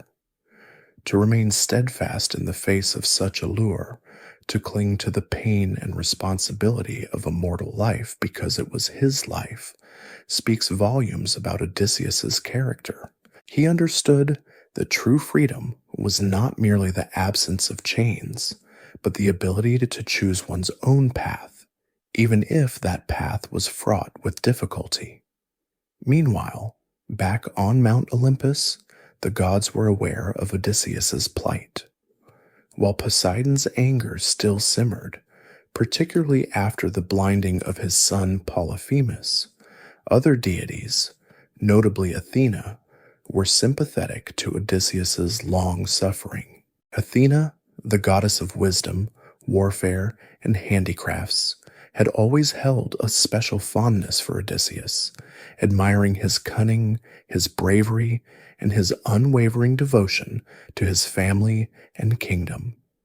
She frequently pleaded with her father, Zeus, the king of the gods, to intervene on Odysseus's behalf. She argued passionately that it was unjust for such a noble and courageous hero to be held captive, his destined return to Ithaca delayed indefinitely. She highlighted his piety, his sacrifices, and the immense trials he had already endured, emphasizing that his suffering had far exceeded any punishment he might deserve for past transgressions. Her persistent advocacy finally began to sway Zeus, the king of the gods, who held the ultimate authority over mortal and immortal affairs, recognized the truth in Athena's pleas. Perhaps he also recognized that Calypso, though a goddess, was overstepping her bounds by indefinitely detaining a mortal against his will, particularly one favored by other powerful Olympians. Zeus, whose decisions often balanced justice with the capricious whims of fate, finally decided that the time had come for Odysseus to be released.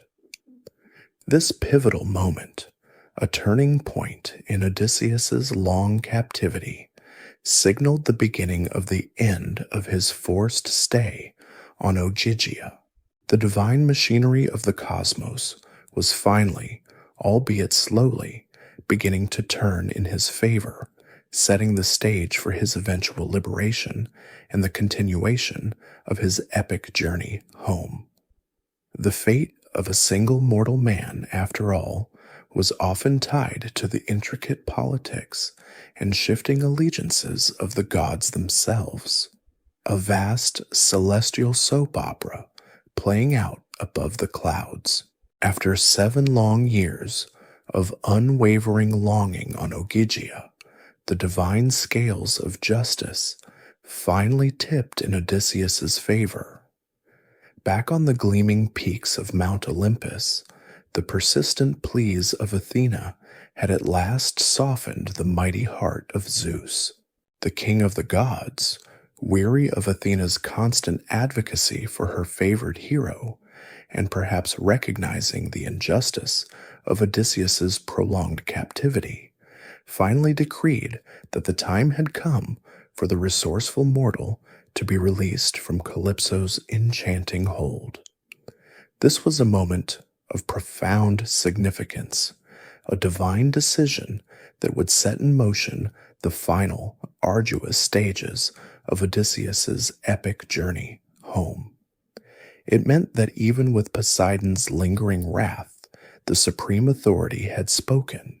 Zeus, in his infinite wisdom and authority, summoned his swift-footed messenger, Hermes, the god with winged sandals, renowned for his speed and his role as a divine herald. He entrusted Hermes with a crucial message, a direct command to the nymph Calypso. Hermes was to fly immediately to Ogygia and inform Calypso that she was to release Odysseus. She was to provide him with the means to build a sturdy raft and send him on his way without any further obstruction or harm.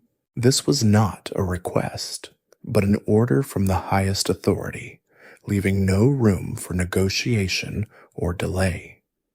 Zeus made it clear that while Calypso might have enjoyed Odysseus's company, his destiny lay elsewhere, and no immortal, however powerful, could indefinitely thwart the will of Olympus. Hermes, ever obedient and swift, strapped on his golden winged sandals, the very ones that carried him over land and sea faster than any bird.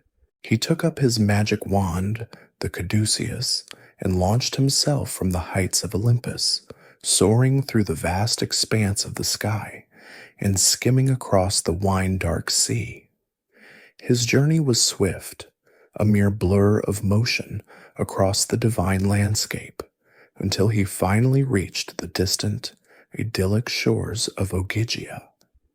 He found Calypso in her fragrant cave, surrounded by the natural beauty of her island paradise, her voice echoing as she sang while weaving on her loom. The air was filled with the scent of burning cedar and thyme, a deceptively peaceful setting for such a momentous divine intervention. Calypso recognized Hermes instantly, for gods often visited each other, though it was rare for Hermes to travel so far to her secluded island. She welcomed him, offering him ambrosia and nectar, the food and drink of the gods, and asked him the purpose of his unexpected visit. Hermes, direct and to the point, delivered Zeus's unequivocal message.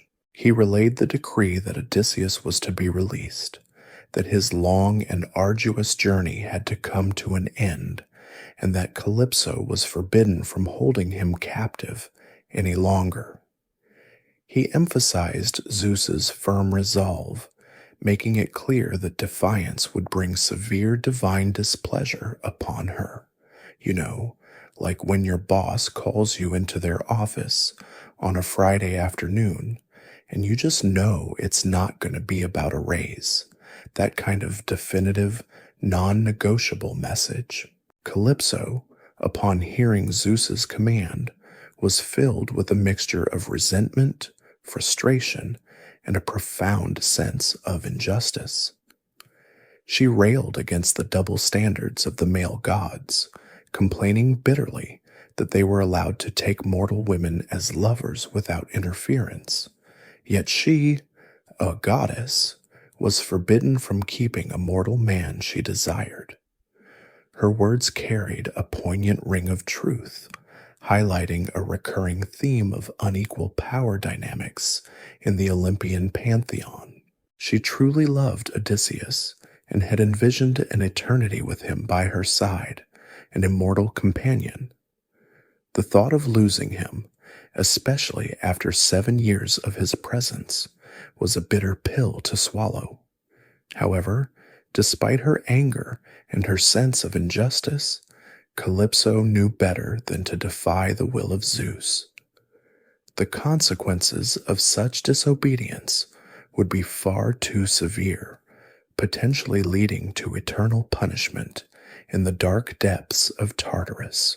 She conceded, albeit reluctantly, accepting the divine decree. She promised Hermes that she would comply with Zeus's orders and release Odysseus, providing him with all the necessary provisions and guidance for his journey. Her acceptance, though forced, brought an end to Odysseus's prolonged, idyllic captivity, opening the door for his long-awaited, albeit perilous, return to the mortal world. The wheels of fate, once stalled, were now turning rapidly, with Hermes having delivered his message and departed, leaving Calypso to grapple with her disappointment. The goddess immediately went to find Odysseus. She found him, as usual, sitting on the shore, gazing out at the sea, his eyes even red from weeping, his heart heavy with longing.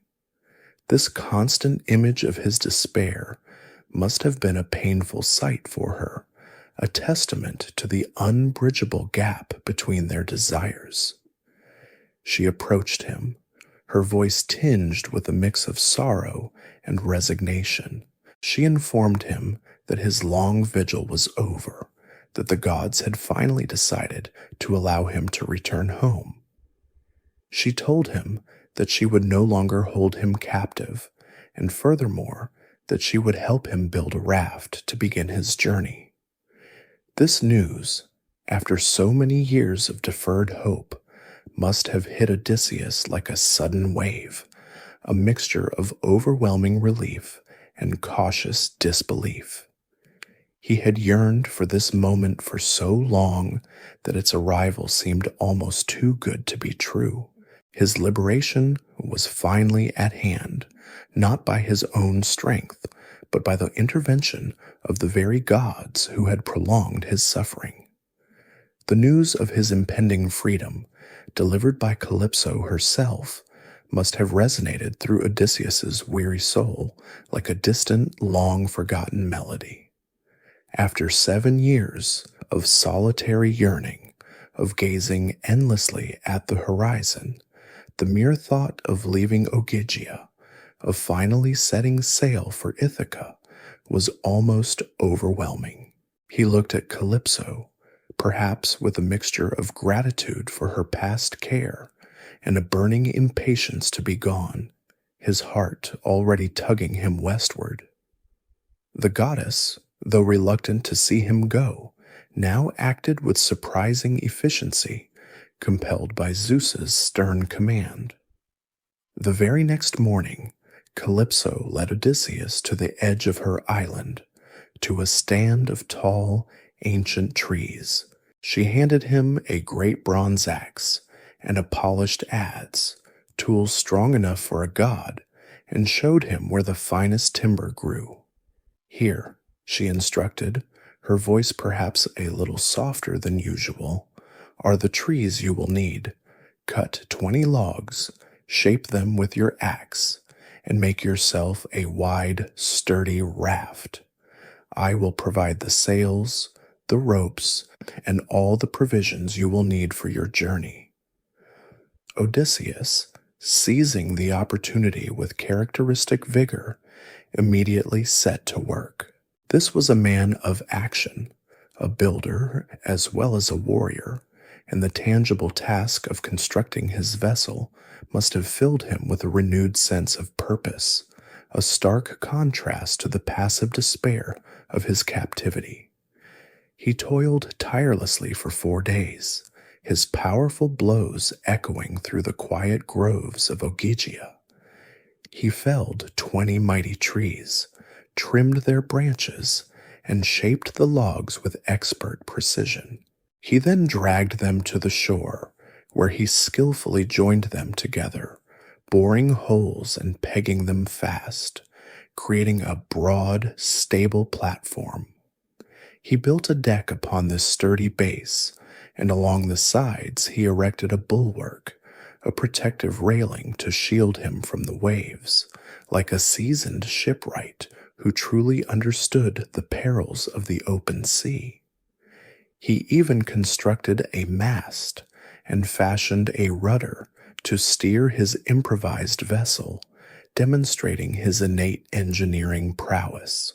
Calypso, true to her word, brought him linen for the sails, which he expertly cut and rigged, and provided him with a generous supply of provisions: ample bread, sweet wine in skins, and clear water in jars.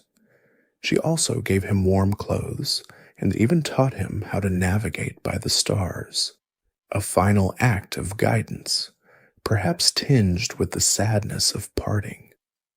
On the 5th day, with his raft complete and provisioned, Odysseus bade farewell to Calypso. It was a poignant moment, a strange mixture of liberation and a complex acknowledgement of the goddess who had in her own way saved his life and offered him so much, even if it was against his will. He stepped onto his newly built craft, feeling the satisfying solidity of the timbers beneath his feet, a vessel crafted by his own hands, a symbol of his hard-won freedom. He set sail from Ogygia, leaving behind the lush paradise and the wistful goddess, propelled by a steady, gentle breeze that Calypso herself had conjured to help him on his way. It was a relatively peaceful departure, a calm beginning to a journey that, unknown to him, would soon be anything but. For 17 days, Odysseus sailed across the vast open sea, alone on his sturdy raft, guided by the stars and the favorable winds. He rarely slept, keeping constant watch over his course, his mind filled with thoughts of Penelope and Telemachus, the faces of his lost crew, and the challenges that still lay ahead.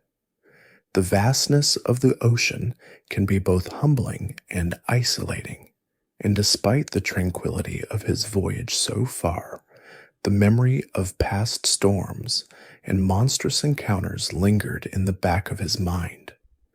He was a small, solitary figure against the boundless backdrop of the ocean, a true testament to human perseverance.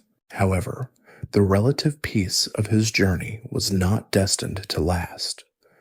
While Zeus had commanded his release, Poseidon, the mighty god of the sea, still harbored a fierce and unyielding grudge against Odysseus for the blinding of his son, Polyphemus.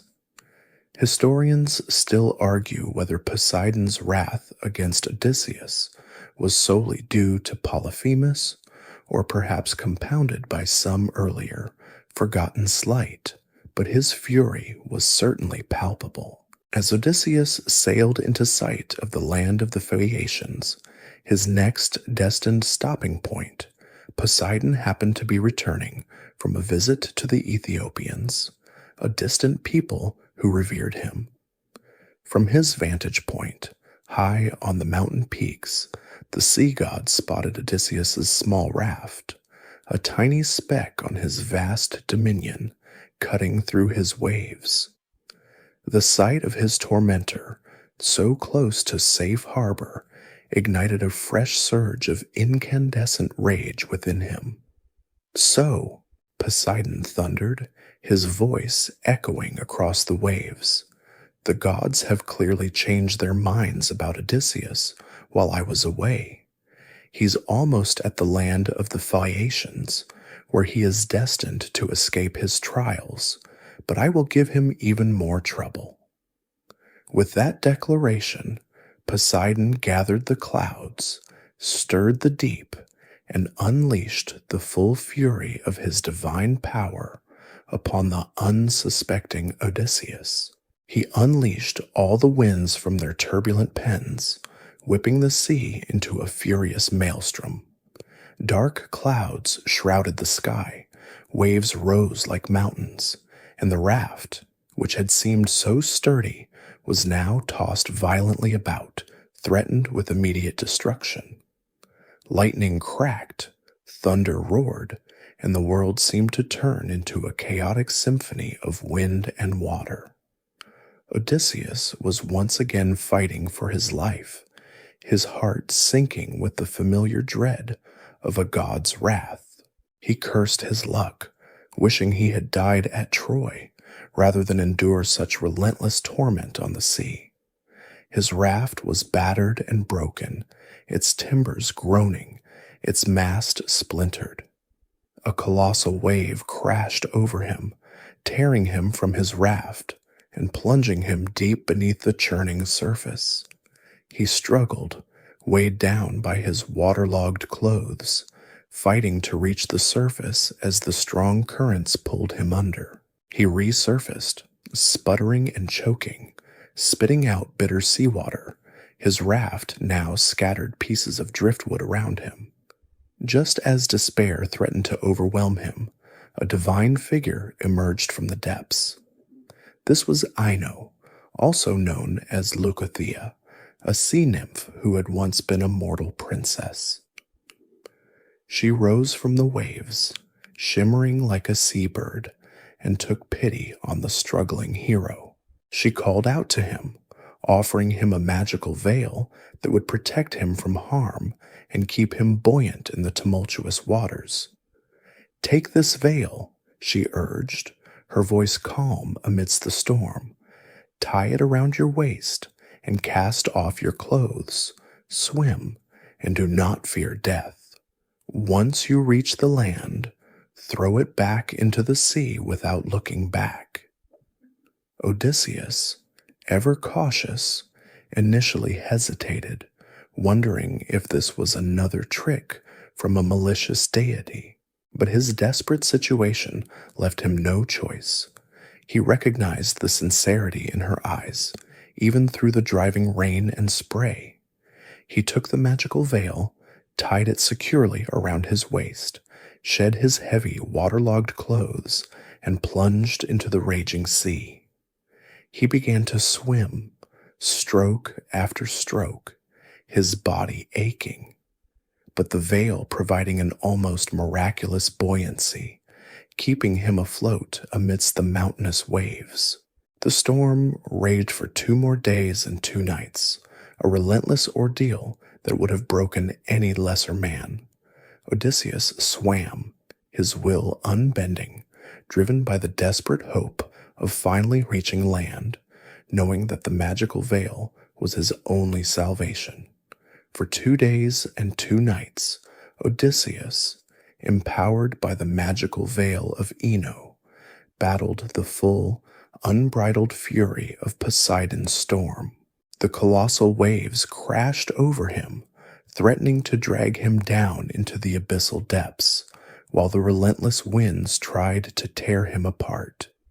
He swam with every ounce of his remaining strength, his body aching, his eyes burning with salt water, but the divine veil kept him miraculously afloat, a slender thread of hope in the midst of overwhelming chaos. It was a test of pure endurance, a protracted battle against the very elements, a far cry from the structured warfare he was used to. You know, like trying to swim across a really angry ocean during a hurricane, but you've got a magical floaty. On the 3rd day, as the first rays of dawn pierced the bruised gray sky, the storm finally began to abate. The winds lessened, the waves began to calm, and the heavy clouds started to dissipate, revealing a sliver of distant land. Odysseus, his strength almost entirely spent, saw a coastline, jagged and uninviting, but land nonetheless. His heart swelled with a desperate, renewed hope. He pushed himself harder, swimming towards the distant cliffs, but as he drew closer, he realized the shore was lined with sharp rocks, the waves crashing against them with lethal force, offering no gentle landing place. He could hear the ominous roar of the surf, a sound that promised not salvation, but further peril. Just as despair threatened to consume him, a massive wave swept him towards the shore, threatening to smash him against the jagged rocks. With a final, desperate surge of strength, he reached out and managed to grasp onto a jagged outcrop, clinging for dear life as the wave receded, dragging him back with its powerful undertow. His skin was flayed, his hands raw, but he held on. He then saw an opening, a narrow channel where a river flowed into the sea, offering a gentler entry. With another powerful effort, he propelled himself towards it, praying to the river god to show him mercy. The river god, perhaps moved by his pitiful state, calmed the currents just enough for him to make his way into the river mouth. Finally, utterly exhausted, gasping for breath, Odysseus pulled himself onto the sandy bank of the river, his body shaking with cold and fatigue. He lay there, bruised and battered, spitting out salt water, the feel of solid ground beneath him, an unimaginable comfort after so long in the churning sea. His first thought, remembering Ino's instructions, was to cast off the magical veil. He untied it from his waist and, without looking back, threw it into the river, watching as it floated away, carried by the current back out to sea, its divine purpose fulfilled. It was a moment of profound relief, a quiet acknowledgement of the divine intervention that had saved his life. His next thought was of shelter. He was naked and utterly exposed, shivering from the cold and the ordeal. He knew he needed to find cover, both from the chill night air and from potential predators or inhabitants of this unknown land. He crawled inland, away from the river, until he found a thick copse of olive trees. There, he made a bed of leaves, burrowing into the warm pile like a wild boar, covering himself as best he could to protect himself from the cold and from the elements. The overwhelming exhaustion of his 3-day ordeal finally claimed him, and he fell into a deep, dreamless sleep, the sleep of utter depletion, the kind that follows true survival. He slept through the night and much of the following day, recharging his depleted reserves, his body slowly beginning to heal from the trauma of the storm. When he awoke, refreshed and renewed, though still sore and bruised, he began to explore his surroundings, cautiously venturing out from his leafy bed. He discovered that he had landed on the island of Scheria, the prosperous land of the Phaeacians. This was a land blessed by the gods, a haven for sailors, and a people renowned for their hospitality, their swift ships, and their love of feasting, song, and sport. They were, in essence, the ancient world's version of a luxury cruise line, but with more chariots and less buffet lines. Their king was Alcinous, and his queen was Arete, a wise and respected woman. It was not Alcinous or Aretes, however, who first discovered the shipwrecked hero, but their beautiful and gracious daughter, Nausicaa. That morning, Nausicaa, accompanied by her handmaidens, had gone down to the river to wash clothes. It was a pleasant morning, the sun warm on their skin, and after finishing their work, they decided to play a game of ball while their clothes dried in the sun. As they played, one of the maidens missed the ball, and it rolled into the river. Their excited shouts and laughter, amplified by the river valley, disturbed Odysseus, who was still asleep in the olive grove. He awoke with a start, wondering if he had landed among hostile people. He emerged from the bushes, his nakedness covered only by a leafy branch, a wild, fearsome figure, encrusted with salt and grime, his eyes still wary from his ordeal. His appearance, understandably, terrified the handmaidens, who scattered and fled in shrieking panic, running away from the sight of the disheveled stranger. But Nausicaa, remarkably, stood her ground. Perhaps it was her noble spirit, or a touch of divine courage inspired by Athena, who had a special interest in Odysseus's welfare. She faced him, her gaze calm and steady, despite his fearsome appearance. Odysseus, ever the eloquent speaker, even in such a dire state, approached her with carefully chosen words. He knew that to appear too aggressive would only invite more fear and rejection.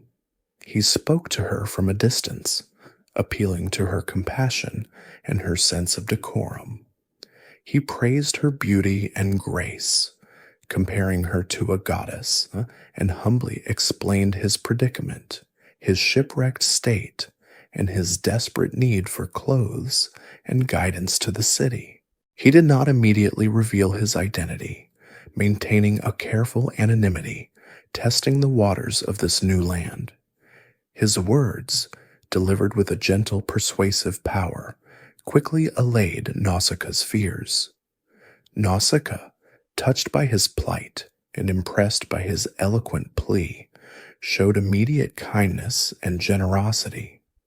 She chastised her fleeing handmaidens, reminding them that the Phaeacians were a people of peace and hospitality, not fear. She then instructed them to provide Odysseus with fresh clothes, olive oil for bathing, and food and drink.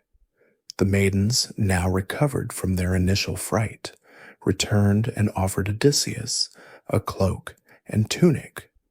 He then washed himself thoroughly in the river, cleansing away the grime and salt of his long ordeal.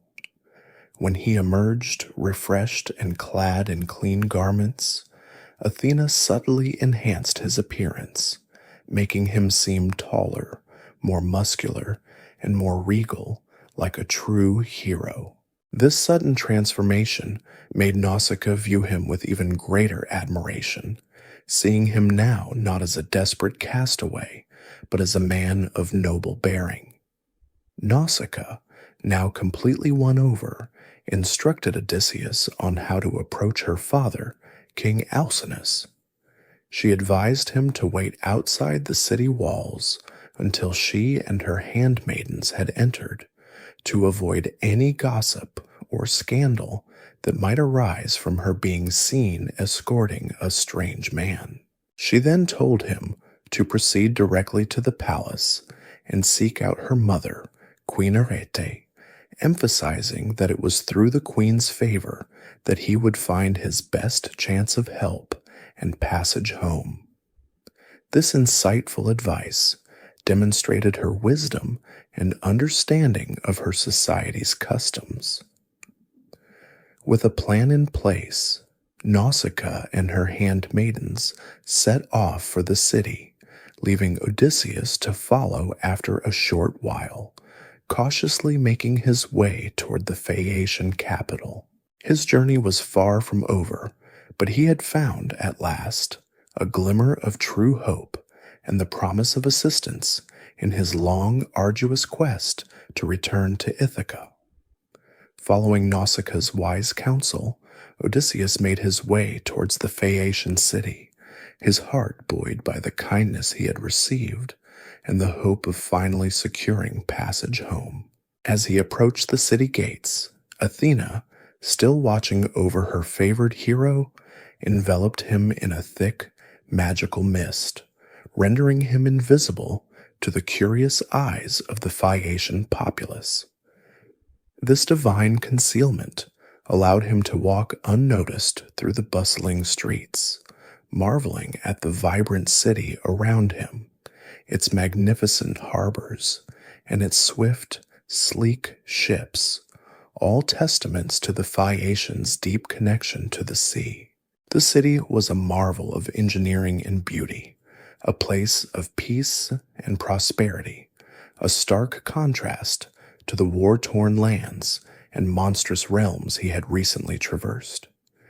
He followed Nausicaa's instructions, heading directly to the grand palace of King Alcinous and Queen Arete. The palace itself was a sight to behold, gleaming with bronze walls, golden doors, and silver doorposts, an opulent display of wealth and artistry. Inside, the sheer beauty and luxury were overwhelming, with elaborate gardens, shimmering fountains, and a multitude of servants. It was a place of immense beauty and effortless comfort, a far cry from the rustic, battle-worn halls he was accustomed to. Still shrouded in Athena's mist, Odysseus entered the great hall, where he found King Alcinous and Queen Arete, surrounded by their nobles, feasting.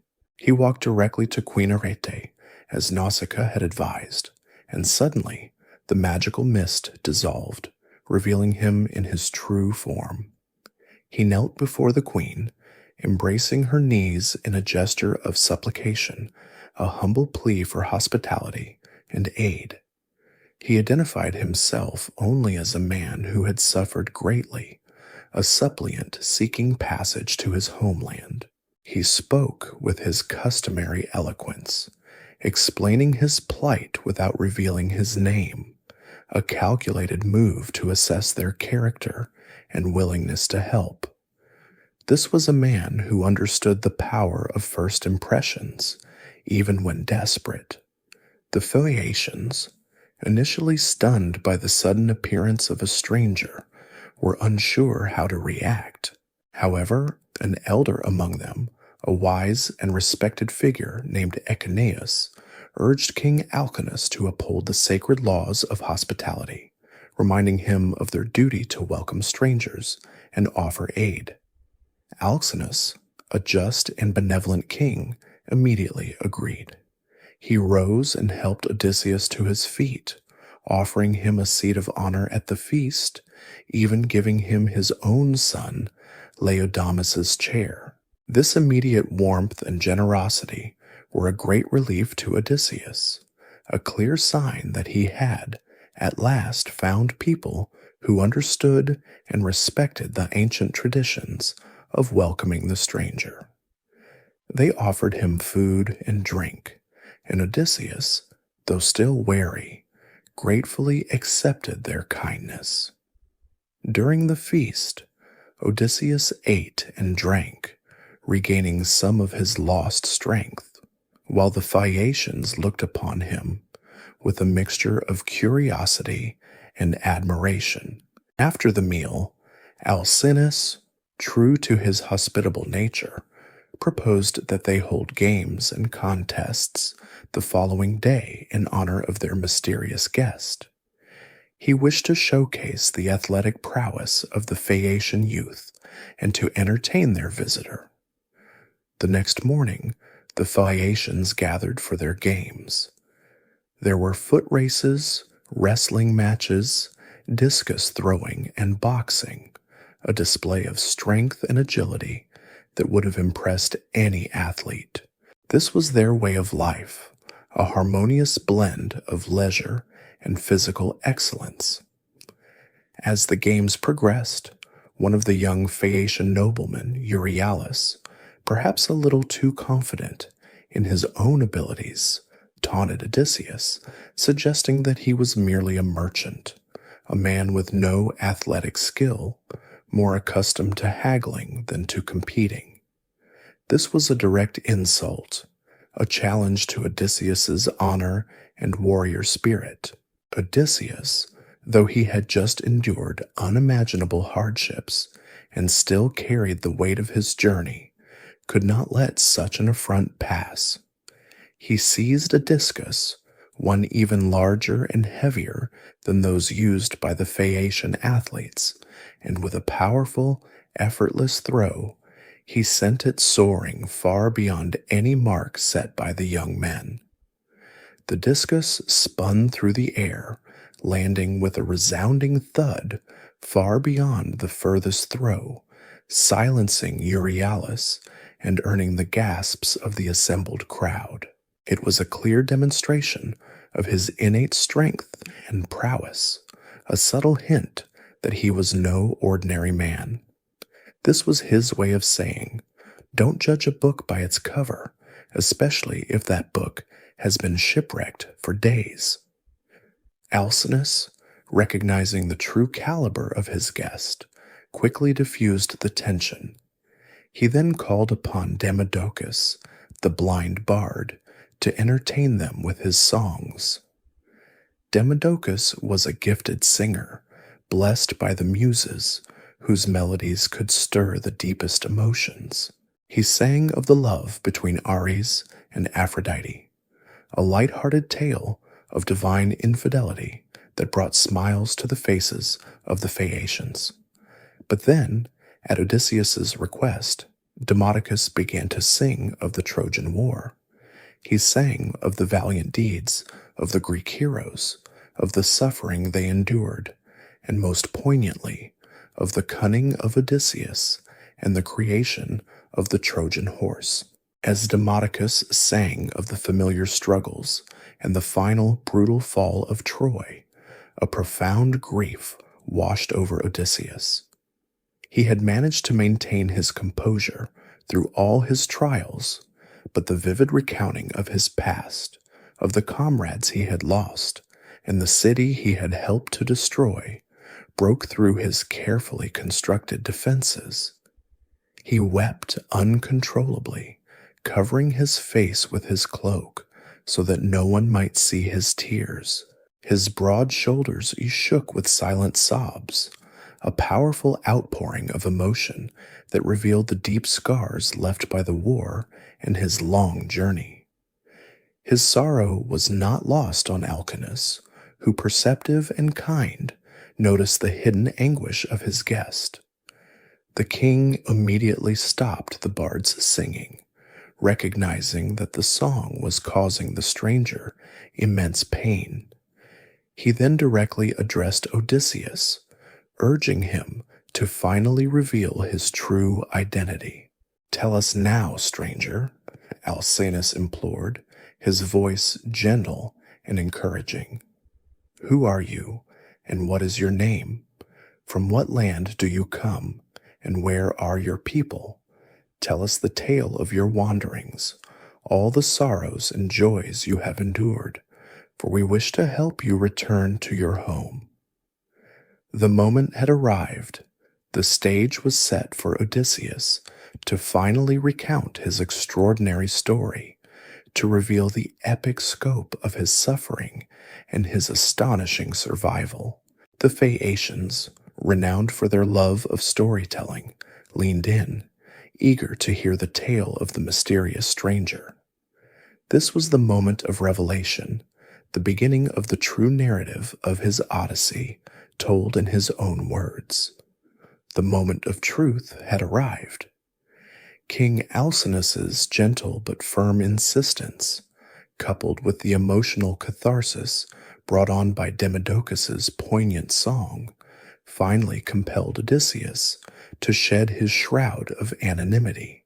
The great hall of the Phaeacians, filled with curious faces, fell silent, leaning forward in anticipation.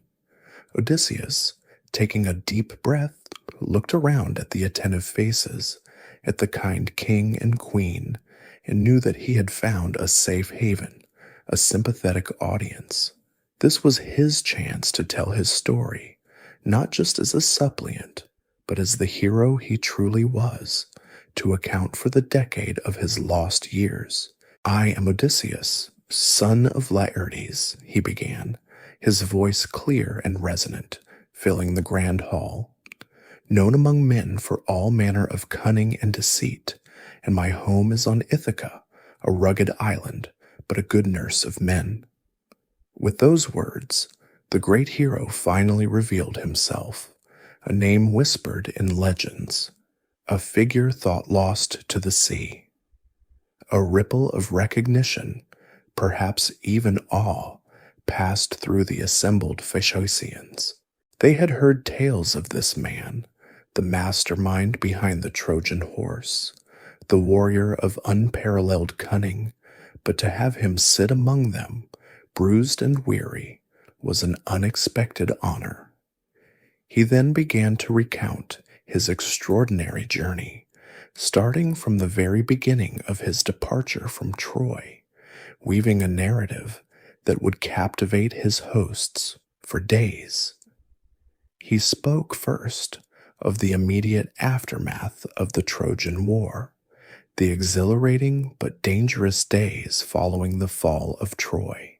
He described how his ships, laden with plunder and filled with the victorious cries of his men, had set sail, their hearts full of hope for a swift return to their homes. But the gods, he explained, had other plans. He recounted their first disastrous stop, the land of the Cicones, where his men, emboldened by their recent triumph, had foolishly plundered the city of Ismarus, ignoring his pleas for a swift departure. He vividly described the Cicones' brutal retaliation, their sudden counterattack that decimated a significant portion of his crew, forcing them to flee under a hail of spears, a grim introduction to the unforeseen perils of their homeward voyage. This immediate setback served as a harsh lesson, a warning that victory in war did not guarantee safe passage in peace. From there, he continued, the winds had turned against them, blowing them off course and driving them into unknown waters. He recounted their arrival at the strange, tranquil island of the Lotus Eaters, where the very air seemed to hold a mesmerizing sweetness. He described how some of his scouting party had tasted the peculiar lotus fruit, losing all memory and desire for their homeland, falling into a blissful, forgetful stupor. He spoke of his desperate efforts to retrieve his bewitched men, dragging them back to the ships and tying them down, ensuring that no others would succumb to the seductive oblivion of the lotus. It was a subtle danger, he explained, a threat not to the body, but to the very will and purpose of a man, far more insidious than any brute force. Then came the terrifying tale of their encounter with Polyphemus, the colossal, one-eyed Cyclops. His voice, though calm, conveyed the chilling horror of being trapped in the giant's cave, witnessing the brutal murder and consumption of his men. He vividly described his cunning plan, getting the monster drunk on undiluted wine, the dangerous trick of calling himself nobody, and the agonizing yet triumphant act of blinding the Cyclops with a sharpened, heated olive stake. He detailed their desperate escape, clinging to the bellies of Polyphemus's sheep as the giant felt along their backs, and the bitter moment when his hubris, his final taunt to the blinded monster, revealed his true identity, drawing upon them the enduring wrath of Poseidon, Polyphemus's powerful father. This act, he explained, was the true genesis of his prolonged suffering at sea. Next, he recounted their brief, tantalizing brush with home at the floating island of Aeschylus, the keeper of the winds. He described the god's kindness, the invaluable gift of the bag containing all the unfavorable winds, and the thrilling sensation of sailing almost effortlessly towards Ithaca, seeing its smoke rising on the horizon. But then, with a sigh of deep regret, he explained the catastrophic folly of his men, their insatiable curiosity and greed. He painted the scene, his exhaustion, his slumber, and his crew's treacherous act of opening the bag, unleashing a furious hurricane that swept them away from the very shores they had almost reached. He spoke of their humiliating return to Aeolus and the god's righteous refusal to help them again, seeing them as cursed by the gods, leaving them utterly abandoned by divine favor. His narrative then descended into the true depths of despair, describing the devastating encounter with the Lastrygonians, the cannibalistic giants. He recalled the treacherous harbor, the raining boulders, and the horrifying spectacle of his fleet being utterly destroyed, his men being impaled like fish on spears. He spoke of his lone ship's desperate escape, the sole survivor of a massacre, a harrowing testament to the near-total annihilation of his once proud force. He confessed the profound grief and fear that settled upon them after such a devastating loss, leaving them a mere handful of survivors. Finally, he spoke of their arrival at the island of Circe, the enchanting sorceress. He recounted the transformation of his men into swine, the initial terror, and his own perilous journey to her dwelling. He described the timely intervention of the god Hermes, who provided him with the magical herb moly, protecting him from Circe's spells. He detailed his confrontation with the goddess, his drawn sword, her startled surrender, and her subsequent transformation from malevolent enchantress to benevolent host. He then recounted their year of feasting and recuperation on Circe's island, a period of much-needed respite, but one that ultimately ended with Circe's crucial guidance for their next, most terrifying ordeal. He had come full circle, bringing his Phaeacian audience up to the very edge of the underworld, preparing them for the most profound and unsettling part of his narrative, setting the stage for the depths of wisdom and sorrow he gained from consulting the dead. The attentive Phaeacians, spellbound by his vivid recounting, listened intently, their initial curiosity having transformed into genuine awe and sympathy for the shipwrecked hero. His story, told in his clear, resonant voice, was not merely an account of adventures, but a testament to the unyielding spirit of a man who had faced the very worst the world could throw at him and had, against all odds, endured. Odysseus, having brought his Phaeacian audience to the brink of the abyss, paused, perhaps allowing the weight of his narrative to settle in the minds of his hosts. The great hall was utterly silent, the Phaeacians captivated by the harrowing journey he had thus far described. He then continued his extraordinary tale, delving into the most profound and chilling of his adventures, his descent into the underworld. He recounted Circe's somber instructions, the absolute necessity of consulting the blind prophet Tiresias, and the dread that had settled upon his men at the thought of venturing into the realm of the dead. It was a journey not of physical strength, but of spiritual courage, a confrontation with mortality itself. He described their solemn voyage to the land of the Cimmerians, a place eternally shrouded in mist and gloom, where the sun's rays never penetrated. He painted a vivid picture of the desolate shores, the murky waters of the ocean stream, and the eerie silence that hung heavy in the air, broken only by the mournful cries of restless spirits.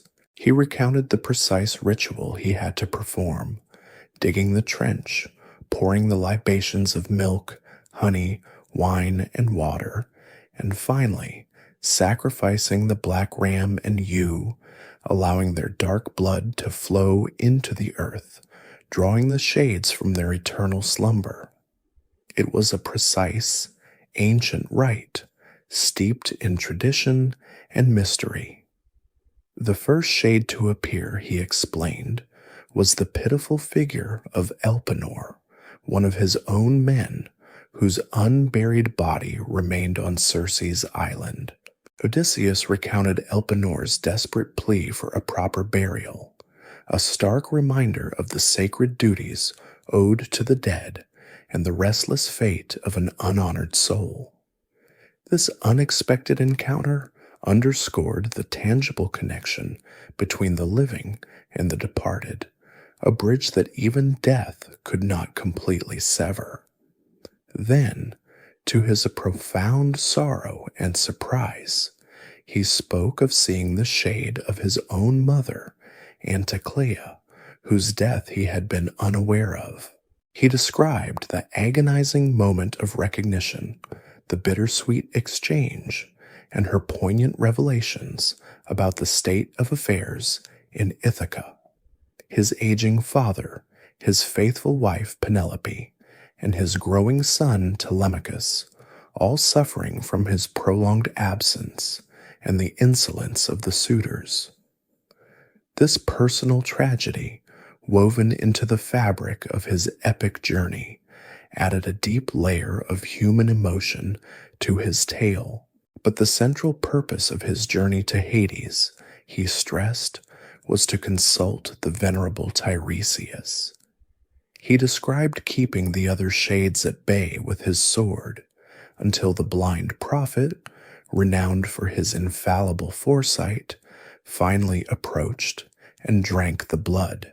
Odysseus then recounted Tiresias's pivotal prophecy, the enduring wrath of Poseidon, the precise warning about the sacred cattle of Helios on Thrinacia, and the dire consequences if his men dared to harm them, a prophecy that, as the Phaeacians now knew, had tragically come to pass. He spoke of Tiresias's foretelling of his return to a palace overrun by suitors, the battle he would have to fight to reclaim his home, and finally, the prophet's prediction of a peaceful death in his old age, far from the sea, after a final journey to appease Poseidon. This detailed account of the prophecy explained the deeper, almost cosmic reasons behind his suffering and his ultimate destiny. He then spoke of the parade of other illustrious shades he encountered, the noble women of legend, the great heroes of the Trojan War. He recalled the bitter counsel of Agamemnon, who, still seething from his treacherous murder by his wife, warned Odysseus against trusting women, a chilling echo of the perils awaiting him at home. He shared the poignant exchange with Achilles, the mighty warrior who famously declared that he would rather be a living serf than a king among the dead, a powerful statement on the value of life itself. He remembered the silent, unforgiving shade of Ajax, still consumed by resentment, refusing to speak to the man he felt had wronged him. These encounters with the glorious, yet often tragic figures of his past served to emphasize the profound cost of war and the enduring nature of human emotion, even in the afterlife. He concluded this segment of his narrative by describing his growing fear as the throngs of the dead pressed in on him, the overwhelming realization that he, a living man, did not belong in that spectral realm. He recounted his swift retreat from Hades, ordering his men back to the ship, eager to leave the land of shadows behind. His story then moved to their return to Circe's island, a brief but necessary stop to fulfill his promise to Elpenor. He described the proper burial rites they performed, honoring their fallen comrade. He then reiterated Circe's final, invaluable advice for the dangers that still lay ahead, a practical guide to surviving the mythical perils of the sea. She had warned them explicitly of the Sirens, whose enchanting songs lured sailors to their doom. Odysseus detailed his strategic response, plugging his men's ears with wax and having himself tied to the mast, enduring the agonizing temptation of their beautiful, deadly melodies. He painted a vivid picture of his desperate struggle against his own desire, his silent pleas for release, and his men's steadfast obedience, allowing them to pass through this auditory gauntlet unscathed. It was a clever solution, a triumph of foresight over temptation, and one that required immense trust in his crew. He then described the terrifying passage between the monstrous Scylla and the destructive whirlpool Charybdis. His voice grew somber as he recounted Circe's grim advice to sacrifice 6 men to Scylla rather than risk total annihilation by Charybdis. He described the unbearable moment when Scylla's 6 heads darted out, snatching 6 of his best men, their shrieks echoing across the narrow strait, their lives taken in an instant. It was the most heartbreaking sight he had ever witnessed, he confessed, a moment of utter helplessness where his cunning and strength were useless against the brute force of a natural yet supernatural predator. This was a tragedy that still haunted him, a wound that time could not fully heal. The silence in the Phaeacian hall was profound, the vividness of his descriptions chilling them to the bone. Finally, he recounted their arrival at Thrinacia, the sacred island of Helios, and the fatal decision that sealed the fate of his entire crew. He spoke of his fervent warnings, the solemn oath his men swore, and the cruel intervention of the storm that trapped them there for a month, slowly but surely depleting their provisions. He described his desperate prayer inland and the tragic, defiant act of his hungry crew, led by the impatient Eurylochus, who succumbed to temptation and slaughtered the sacred cattle. He recalled the eerie omens, the hides crawling, the meat groaning, and the immediate furious appeal of Helios to Zeus, and then the inevitable divine retribution.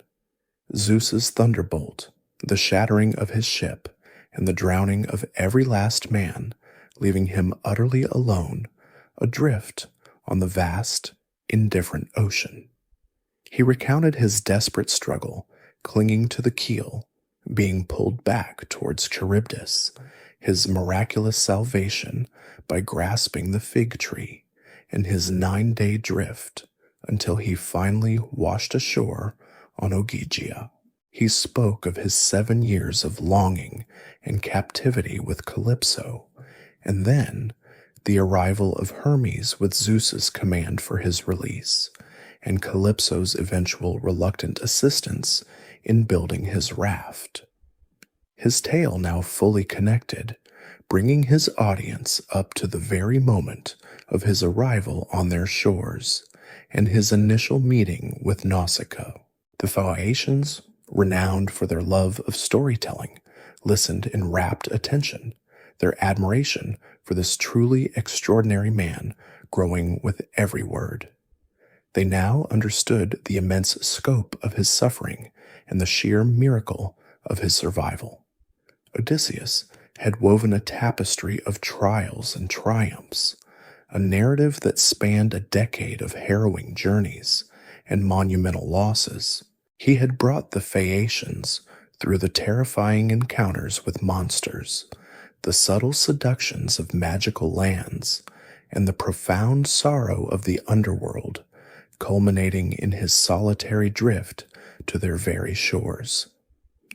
The assembled Phaeacians, from King Alcinous and Queen Arete to the lowliest noble, sat in hushed awe, completely enthralled by the epic scope of his suffering and his astonishing resilience.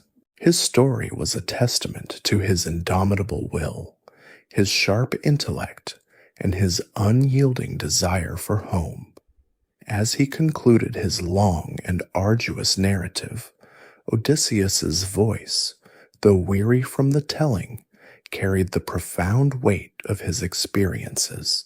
He described his last desperate struggle against Poseidon's storm, his final, almost miraculous escape from the clutches of Charybdis, and his subsequent 9-day drift, clinging to a piece of wreckage until he finally washed ashore on Ogygia, the remote island of the nymph Calypso. He recounted his 7 years of forced companionship with the beautiful goddess, her offer of immortality, and his steadfast refusal, his heart clinging fiercely to his mortal life and his beloved Ithaca. He spoke of his daily vigil on the shore, his eyes fixed on the distant horizon and the slow, agonizing passage of time.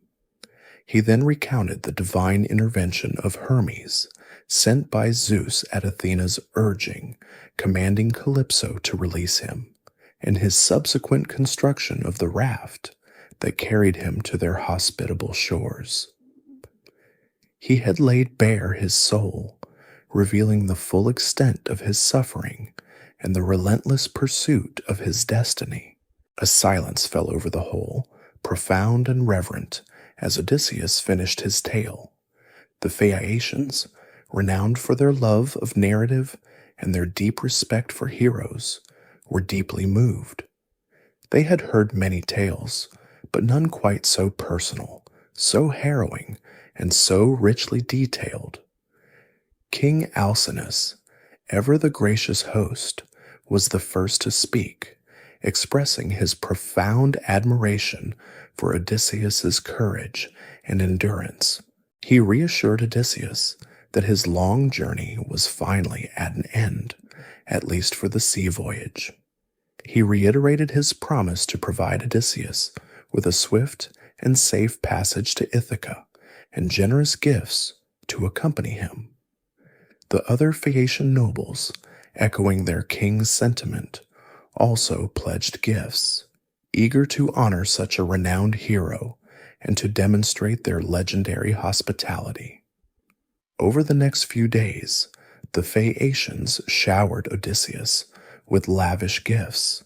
They brought him gleaming cauldrons, tripods of bronze, and intricately crafted golden vessels, treasures fit for a king.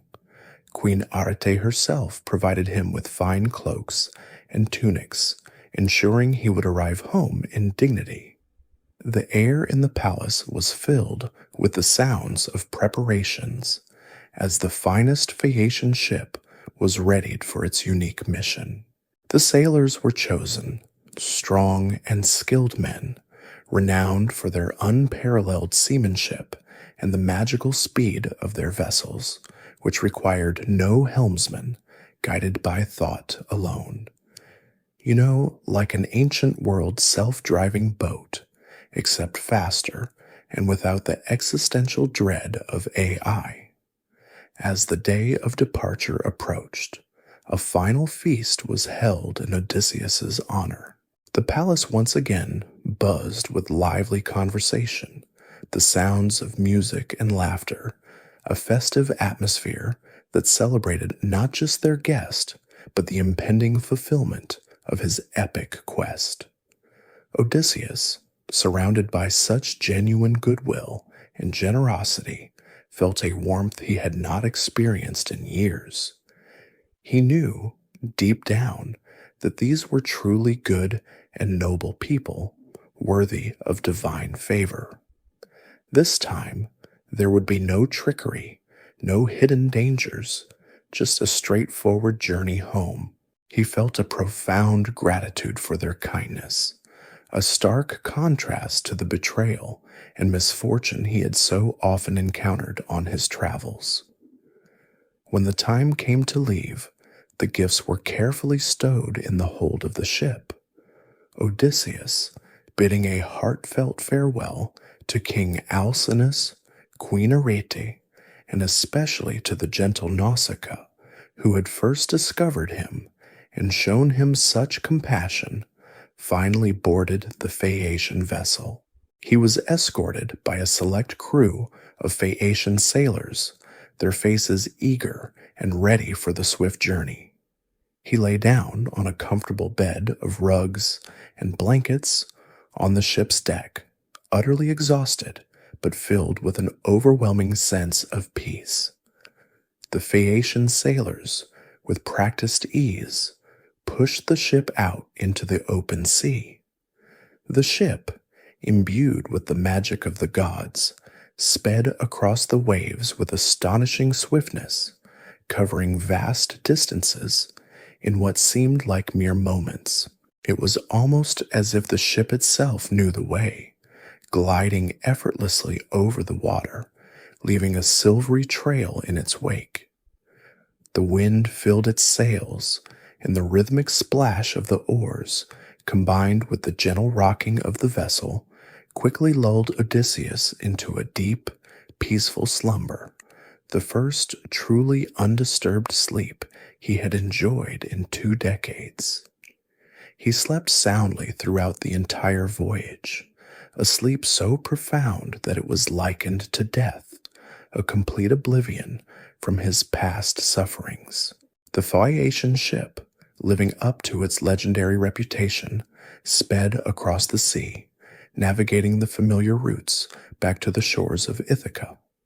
It arrived silently under the cloak of night, gliding smoothly into a hidden cove on Odysseus's home island. The sailors, seeing the familiar coastline, gently lifted the sleeping hero, still deeply asleep, from the deck. They carried him ashore, carefully laying him down on the sand, placing his rich gifts beside him, a veritable pile of treasure sparkling in the dim moonlight. They did this with utmost care and respect, ensuring that their noble passenger remained undisturbed. With their mission accomplished, the Phaeacian sailors quietly returned to their ship. They did not linger, knowing the divine displeasure that might fall upon them for defying Poseidon's will by assisting his enemy.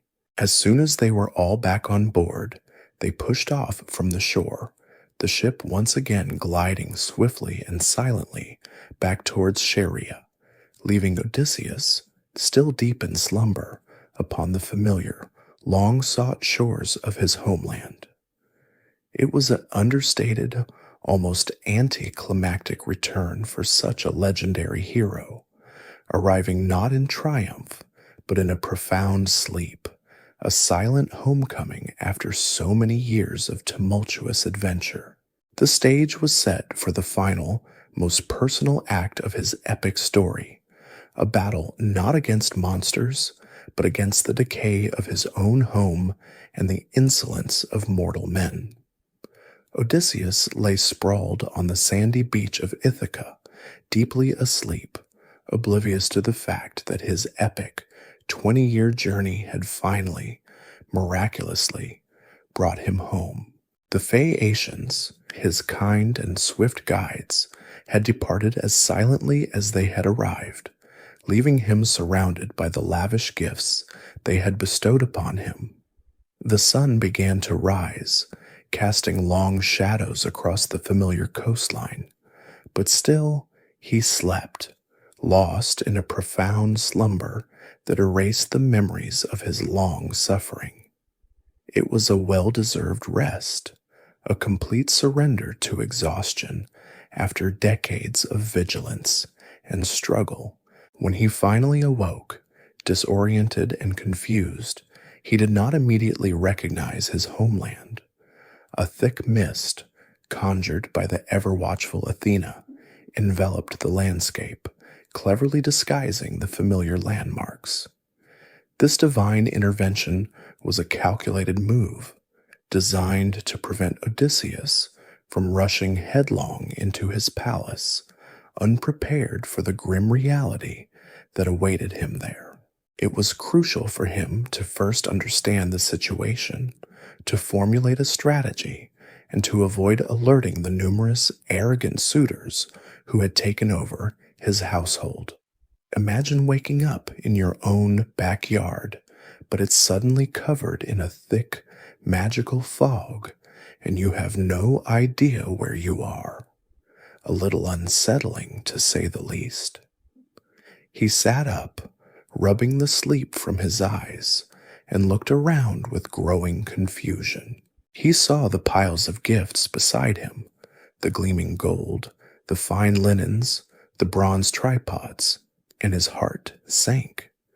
He suspected that the Phaeacians, in their haste to depart, had dropped him on some unknown shore, simply abandoning him and his treasures. He cursed them, feeling a surge of despair, believing that his long journey had merely brought him to another desolate, unfamiliar place, far from his longed-for home. This initial misperception, however painful, was part of Athena's protective plan. As he pondered his predicament, a young shepherd boy approached him. This, of course, was Athena in disguise, her form often shifting to guide her favored heroes. Odysseus, cautious as ever, refrained from revealing his true identity. Instead, he spun an elaborate tale, a fabricated story of his origins and travels, a common tactic for disguised heroes in ancient narratives. He claimed to be a fugitive from Crete, a man who had seen many lands and suffered many misfortunes. He was, in essence, testing the waters, assessing the character of this shepherd and the nature of the land he found himself upon. Athena, amused by his cunning but also proud of his innate caution, finally revealed herself to him. The mist dissipated, and the familiar landscape of Ithaca, the rocky hills, the winding paths, the distant outline of his own palace slowly became clear. Odysseus's heart leaped with recognition and overwhelming joy. He knelt before his patron goddess, expressing his profound gratitude, his relief palpable. Athena, her eyes shining with affection, reassured him that she had been with him every step of the way, guiding him, protecting him, and ensuring his ultimate return. She explained her reasons for the disguise and the mist, the urgent need for secrecy, the grave danger posed by the insolent suitors who had overrun his palace, consuming his wealth and pressing his loyal wife Penelope to choose one of them as her new husband. "You must not reveal yourself immediately," Athena warned, her voice firm. "The suitors are arrogant and numerous. Their insolence has grown boundless. They plot against your son, Telemachus, and squander your estate. We must move with cunning and caution."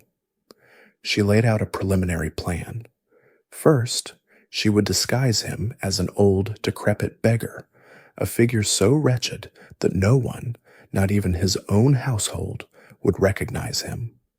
This disguise would allow him to enter his own palace undetected, to observe the suitor's behavior firsthand, and to gauge the loyalty of his servants.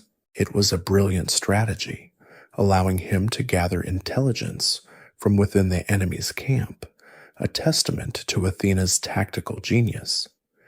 It's like going undercover in your own house to find out who's been eating all the snacks. While he remained in disguise, Athena instructed him to seek out his loyal swineherd, Eumaeus.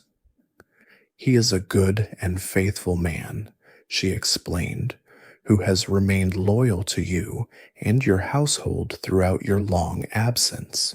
You will find refuge with him, and he will provide you with information about the situation in your palace." She also revealed her plans for his son, Telemachus. Telemachus, as Odysseus would soon learn, had embarked on his own journey, traveling to Pylos and Sparta, seeking news of his long-lost father.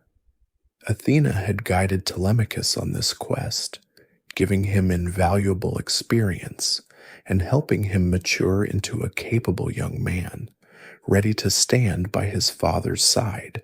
Now it was time for Telemachus to return home.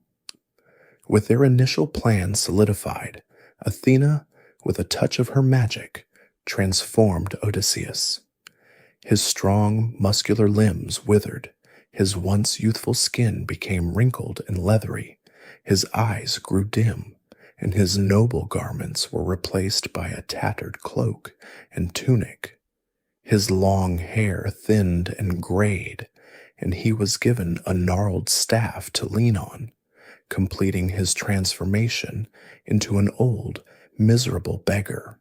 The change was so complete that even he might have struggled to recognize himself. It was a profound disguise, robbing him of his heroic appearance, forcing him to experience the world from the perspective of the marginalized and ignored. As for Athena, she promised to go to Sparta to bring Telemachus home safely, ensuring that father and son would be reunited at the opportune moment. She reminded Odysseus of the importance of patience and secrecy, stressing that revealing himself too soon would jeopardize everything. With a final word of encouragement, Athena ascended into the heavens, leaving Odysseus alone on the familiar, yet now profoundly altered landscape of his homeland, disguised as an old beggar, ready to begin the final, most personal battle of his epic journey, the reclamation of his home and his identity. He had survived monsters and gods, but now he faced the ultimate challenge, proving himself worthy in his own house, among his own people. Disguised as an old, feeble beggar, Odysseus began the next crucial phase of his homecoming. His first destination, as directed by Athena, was the humble dwelling of his loyal swineherd, Eumaeus. He walked the familiar paths of Ithaca, though now they seemed alien to his transformed eyes, every step a test of his resolve to maintain his disguise. Eumaeus's hut was a rustic but well-kept place, surrounded by sturdy pens for the swine he tended, a testament to his diligent service, even in his master's long absence.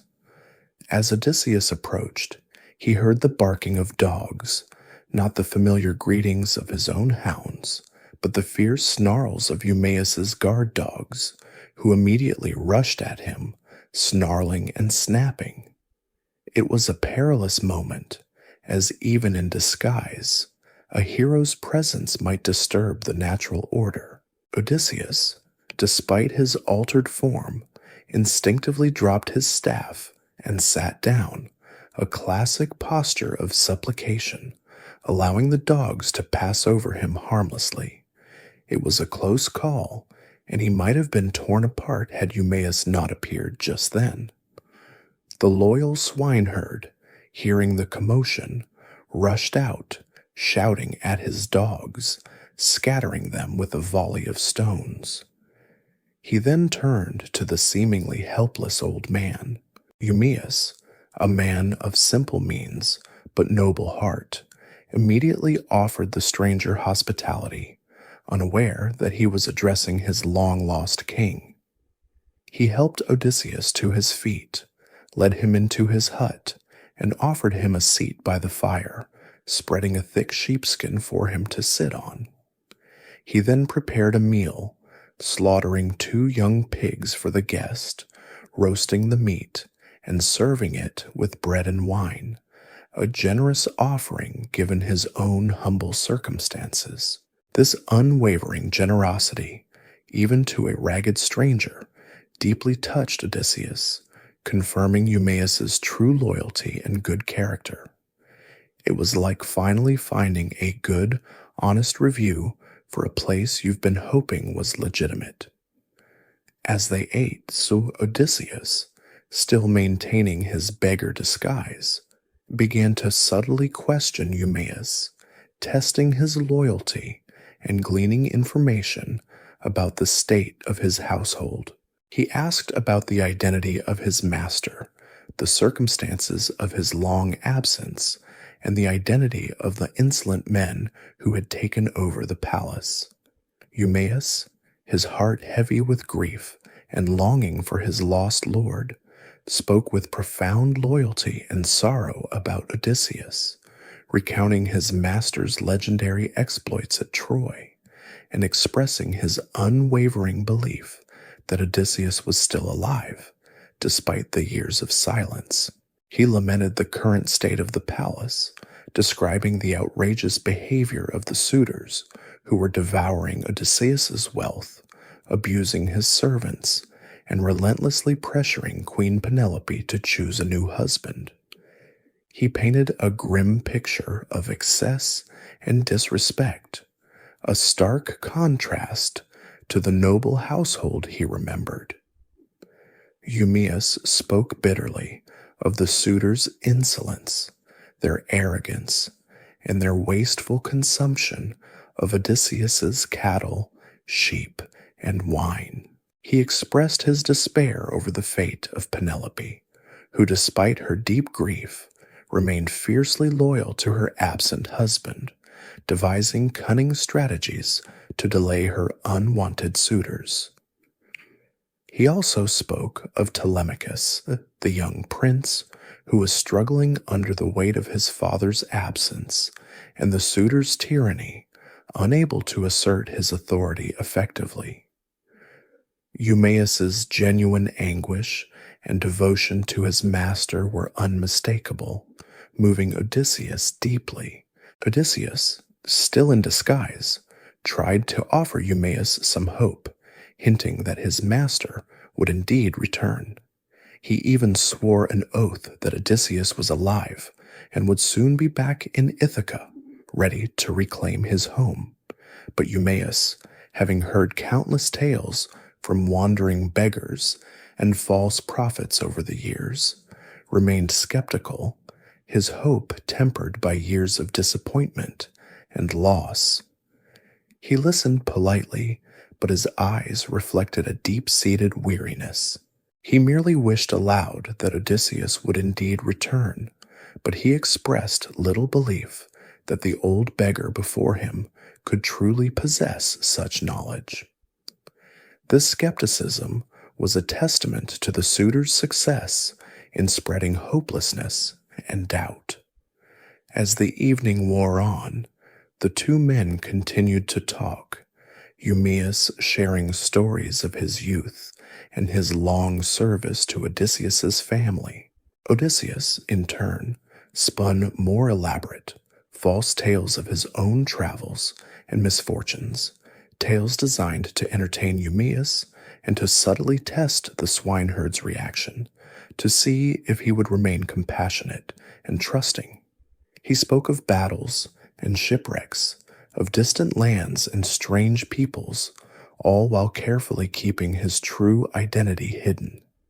It was a delicate dance, a performance designed to gather information and build trust without revealing the shocking truth. This interaction allowed Odysseus to assess the current climate in his kingdom, to gauge who remained loyal and who had succumbed to the suitor's influence. The simple, honest hospitality of Eumaeus, his unwavering devotion to a master he believed lost, provided Odysseus with a much-needed emotional anchor. After years of isolation and facing monsters, this genuine human connection, however humble, was a profound comfort. It reassured him that not all was lost in Ithaca, that there were still pockets of loyalty and virtue remaining amidst the corruption. As night fell, Eumaeus prepared a comfortable sleeping place for the old beggar, spreading more sheepskins and covering him with a thick cloak. He then went out to sleep with his swine, ever diligent in his duty. Odysseus, left alone in the hut, reflected on the grim realities Eumaeus had revealed and the immense task that lay ahead of him. His plan, conceived with Athena, was slowly beginning to unfold, laying the groundwork for the inevitable confrontation that would reclaim his home. The quiet loyalty of a humble swineherd was proving to be an invaluable asset in the grand scheme of his return. While Odysseus, disguised as a beggar, was carefully gathering intelligence from his loyal swineherd Eumaeus far across the sea, his son Telemachus was making his own journey, guided by the ever-watchful Athena.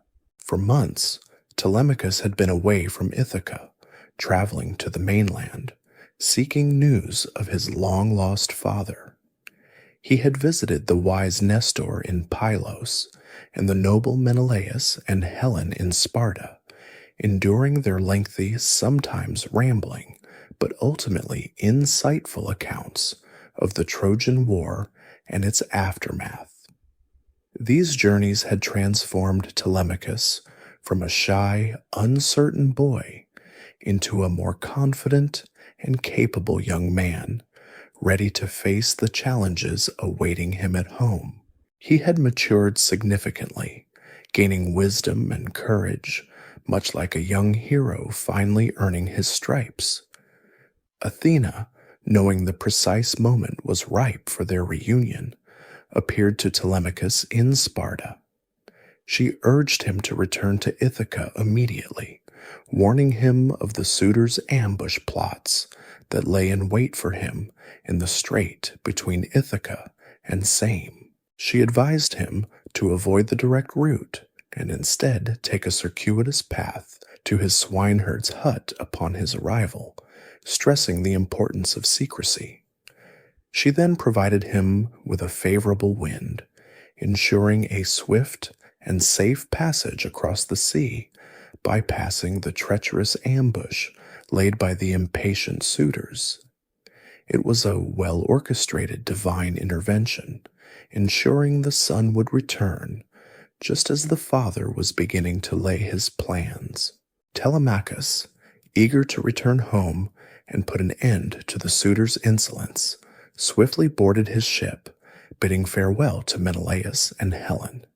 He sailed day and night, the winds granted by Athena filling his sails, bringing him swiftly across the waves towards his homeland. As dawn broke, he instructed his crew to take the ship directly to the city, while he himself disembarked at a secluded cove, just as Athena had advised. He then set off on foot, making his way towards the familiar, yet now profoundly significant dwelling of Eumaeus. Meanwhile, back at Eumaeus's hut, Odysseus and the swineherd were engaged in conversation, their bond of trust growing with each passing hour. The loyal dogs, who had initially threatened Odysseus, now wagged their tails, sensing a familiar presence, perhaps an innate recognition of their true master despite his disguise. Eumaeus heard the telltale footsteps approaching and the excited barks of the dogs. "A guest approaches," he exclaimed, rising to investigate. And then Telemachus entered the hut. Eumaeus, overjoyed at the safe return of his young master, rushed to embrace him, weeping tears of relief. He kissed Telemachus's head and hands, overcome with emotion, like a father reunited with his beloved son. It was a deeply touching moment, showcasing the genuine affection and loyalty that existed within Odysseus's household, even in his absence. Telemachus, in turn, greeted the swineherd warmly, expressing his gratitude for Eumaeus's unwavering service. Odysseus, still disguised as the old beggar, quietly observed the reunion from his corner of the hut, his heart swelling with a mixture of joy and pain. He longed to reveal himself, to embrace his son, but Athena's instructions weighed heavily on him. The time was not yet right. He had to maintain his disguise, to gather more information, and to assess his son's capabilities before revealing the momentous truth. Telemachus, seeing the old stranger, politely inquired about him, asking Eumaeus who the man was and how he had come to be in his hut. Eumaeus explained that the stranger was a shipwrecked wanderer, a man who had suffered greatly, and that he had offered him hospitality out of respect for Zeus, the protector of suppliants. After a brief exchange, Eumaeus departed to the city to inform Penelope of Telemachus's safe return, leaving father and son alone in the hut. This was the moment Athena had orchestrated. Once Eumaeus was out of sight, Athena appeared to Odysseus, visible only to him and not to Telemachus. She signaled to Odysseus, urging him to reveal himself to his son. With a nod to the goddess, Odysseus stepped outside the hut for a moment. When he re-entered, Athena, with a touch of her magic, transformed him back to his true form.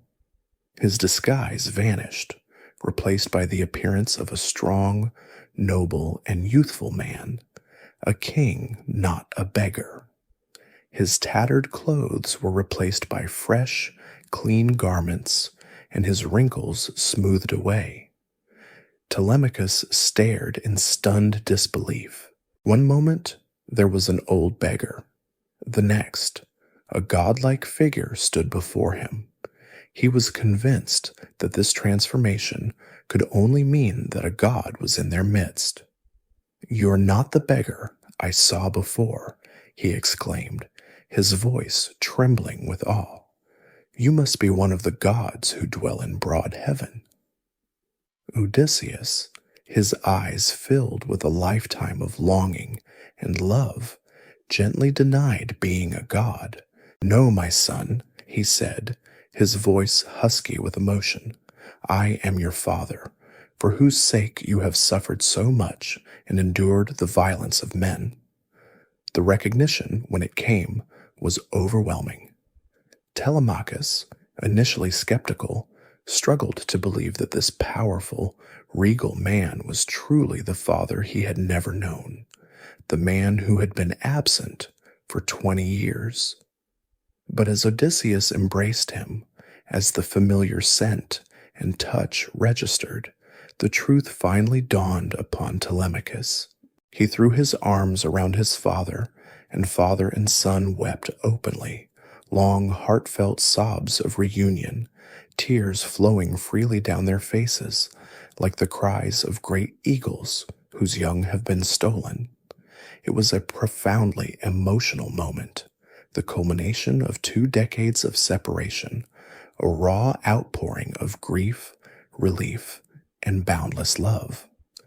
The scene was one of pure, unadulterated joy amidst the rustic simplicity of the swineherd's hut, a private reunion before the public battle. After their tears had subsided, they sat and spoke, Odysseus recounting his entire journey since leaving Troy, carefully detailing his capture by Calypso and his escape. He spoke of his arduous travels and his arrival in Ithaca, the divine protection of Athena, and the crucial plan they had formulated. He then turned to the pressing issue of the suitors, outlining their vast numbers and their insolent behavior. He and Telemachus began to strategize, to count their enemies, and to plan the overthrow of the arrogant men who had usurped their home. It was a daunting task, a desperate gamble against overwhelming odds. But now, with father and son united, a flicker of hope transformed into a burning resolve. This long-awaited reunion was not merely emotional. It was the foundation upon which the reclamation of their kingdom would be built. The emotional reunion between Odysseus and Telemachus, a moment 20 years in the making, quickly transitioned into a serious discussion of strategy. With Eumaeus still away in the city, father and son sat in the humble hut, the familiar surroundings of their homeland, now imbued with a new sense of purpose. Odysseus, having revealed his true identity, meticulously recounted his long journey home, emphasizing the divine wrath of Poseidon and the cunning of Athena, explaining why his return had been so protracted and perilous. He described the monsters and the magic, the losses, and the sheer endurance required to survive, bringing Telemachus fully up to speed on the epic scale of his father's suffering. Then, the conversation turned to the immediate and most pressing threat, the suitors. Telemachus, finally able to confide fully in his father, painted a grim picture of the situation in the palace. He described the sheer number of them, over 100 of the most arrogant young noblemen from Ithaca and the surrounding islands who had taken over their home. He detailed their profligate behavior, their daily consumption of Odysseus's livestock, wine, and provisions, effectively squandering his inheritance. He spoke of their insolence, their disrespect for his mother, Penelope, and their continuous pressure on her to choose one of them as her husband. The palace, once a beacon of order and hospitality, had become a den of gluttony and debauchery. It was like a frat party that had lasted for years, but with much higher stakes and a lot more stolen food. "They are too many, father," Telemachus admitted, his voice tinged with despair. "How can two men, even with your strength and cunning, hope to defeat such a multitude?" This was a legitimate concern, a recognition of the overwhelming odds they faced. But Odysseus, seasoned by war and divine favor, remained resolute. He reminded his son of the powerful allies they possessed: Athena, the goddess of wisdom and strategic warfare, and Zeus, the king of the gods himself, whose power was absolute. "With such allies," Odysseus declared, his eyes burning with renewed resolve, "we can face even greater numbers." He stressed the importance of secrecy, emphasizing that no one, not even Penelope, must know of his true identity until the opportune moment. Their plan began to take shape. Odysseus would return to the palace, still disguised as an old beggar, allowing him to observe the suitors' behavior firsthand, to identify the most arrogant and dangerous among them, and to gauge the loyalty of the servants. This undercover operation was crucial for intelligence gathering. Telemachus, for his part, was instructed to remove all the weapons from the great hall, ostensibly to clean them or to protect them from the smoke, but in reality to disarm the suitors and prepare for the inevitable confrontation. He was to set aside 2 sets of arms for himself and his father, ensuring they would be armed when the time came for battle. The next morning, after Telemachus had returned to the city, Odysseus, still in his beggar's disguise, made his way to his own palace. As he walked, he encountered his old, loyal dog, Argus, who had been a swift and powerful hunting dog in his youth. Argus, now old and neglected, lying on a dung heap, immediately recognized his master despite the disguise. He wagged his tail weakly, his ears drooping, but he lacked the strength to approach. Odysseus, seeing his beloved hound, felt a deep pang of sorrow, a surge of emotion that almost broke his disguise. He had to turn his head to hide his tears, unable to greet his faithful companion without revealing himself. It was a heartbreaking moment, a silent testament to the passage of time and the decay of his home. Argus, having seen his master one last time, let out a final soft whine and then died, his loyalty fulfilled. His passing marked another poignant symbol of the changes that had occurred in Ithaca during Odysseus's long absence. Upon entering his own palace, Odysseus was immediately confronted with the stark reality of the suitors' insolence. They were indeed a boisterous, arrogant throng, feasting loudly, demanding service, and showing no respect for the household or its rightful occupants. He observed their gluttony, their rude jokes, and their utter disregard for the sacred laws of hospitality. They tossed him scraps of food with disdain and mocked his appearance, treating him with utter contempt, completely unaware that they were insulting their own king. It was a calculated risk, but the disguise allowed him to gauge their true nature, confirming Eumaeus's grim reports. One of the worst of the suitors was Antinous, a particularly arrogant and cruel man who was the first to insult Odysseus directly and physically. He berated the other suitors for allowing a beggar into their feast, and then, in a fit of rage, threw a footstool at Odysseus, striking him on the back. Odysseus, with incredible self-control, endured the blow without flinching, his mind burning with suppressed fury. He knew that to react would be to reveal himself, and the timing was not yet right. This public humiliation, however, only solidified his resolve to exact terrible vengeance upon them. Penelope, hearing of Antinous' cruelty towards the beggar, openly condemned his actions, her sense of justice still sharp despite her long suffering. Later, in the palace, Odysseus also engaged in a boxing match with Iris, the resident beggar of the palace. Iris, annoyed by the presence of a new beggar on his territory, challenged Odysseus to a fight. The suitors, amused by the prospect of two beggars brawling, encouraged the fight, promising the victor a feast.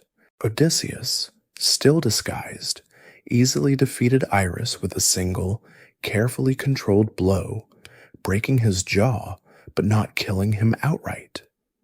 This subtle display of strength, even in his decrepit form, caused a ripple of unease among some of the suitors, a hint that this was no ordinary vagrant. It was a small victory, a subtle flexing of muscles that served to warn some of the more perceptive suitors that they were dealing with someone extraordinary. Throughout these encounters, Odysseus maintained his stoic facade, enduring insults and blows, silently gathering information and waiting for the precise moment to strike. His transformation into a powerless old man allowed him to see the true colors of those around him, to separate the genuinely loyal from the treacherous. The situation in the palace was indeed dire, but his plan, meticulously crafted with Athena, was slowly unfolding, inch by painful inch, bringing him closer to the ultimate confrontation and the reclamation of his rightful place. As Odysseus, still concealed beneath his beggar's rags, endured the endless insults and gluttony of the suitors, he observed the ongoing spectacle of his own undoing. His heart ached for his long-suffering wife, Penelope, who moved through the opulent halls like a ghost, perpetually shadowed by grief and the relentless demands of her unwanted suitors. He watched as she cleverly tried to delay their choice, clinging to every last shred of hope for her husband's return. For years, Penelope had employed a clever ruse to keep the suitors at bay. She had declared that she would choose a new husband only after she finished weaving a grand burial shroud for her elderly father-in-law, Laertes. During the day, she would diligently weave at her loom, creating the illusion of progress.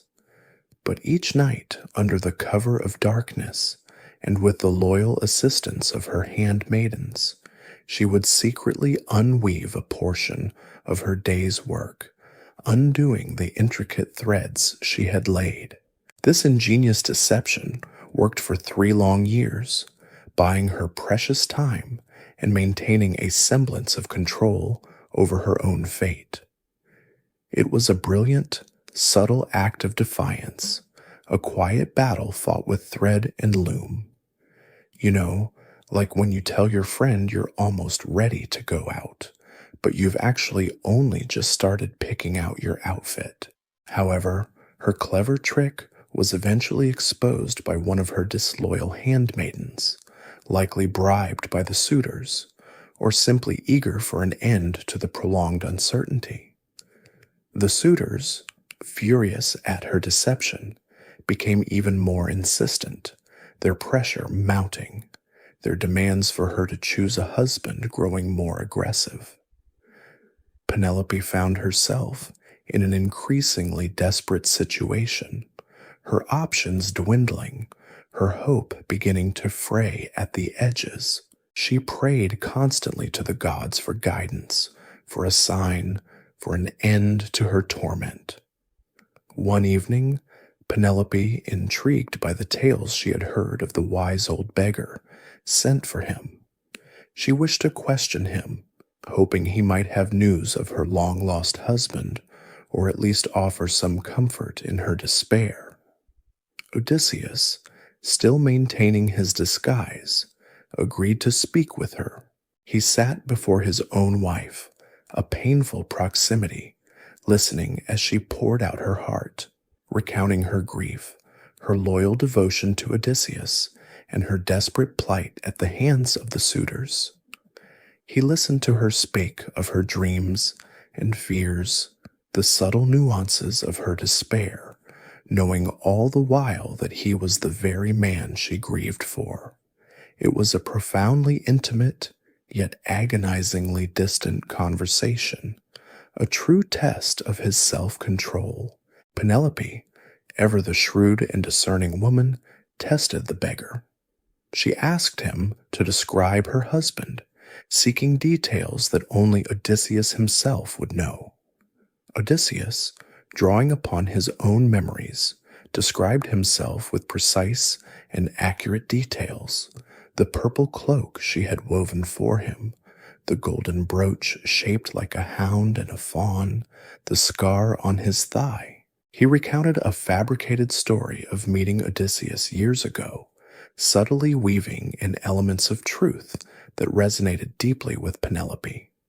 As he described the scar, her elderly nurse, Euryclea, recognized it instantly. Earlier, as part of his disguise and to avoid detection, Odysseus had asked Euryclea, who had been his nurse since childhood, to wash his feet. As she gently washed his legs, her hand brushed over an old hunting scar on his thigh, a wound he had received from a boar during a youthful hunt.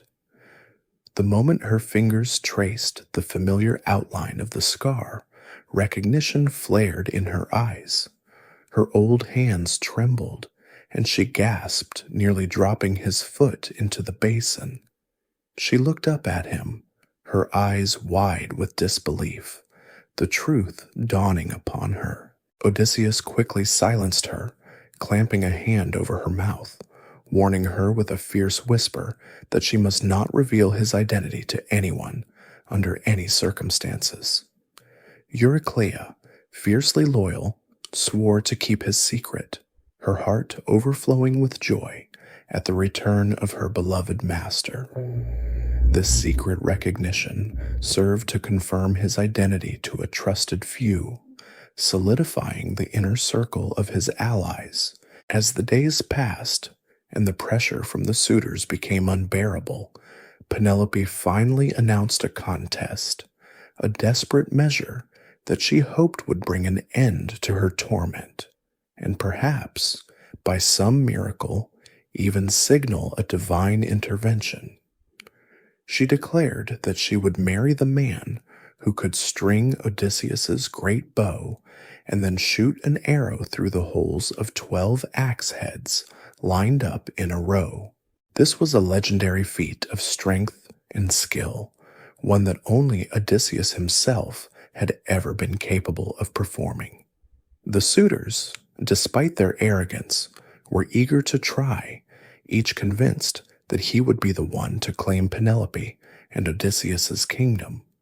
They saw it as a grand game, a mere formality before one of them ascended to power. The day of the contest arrived, a day filled with tension and anticipation.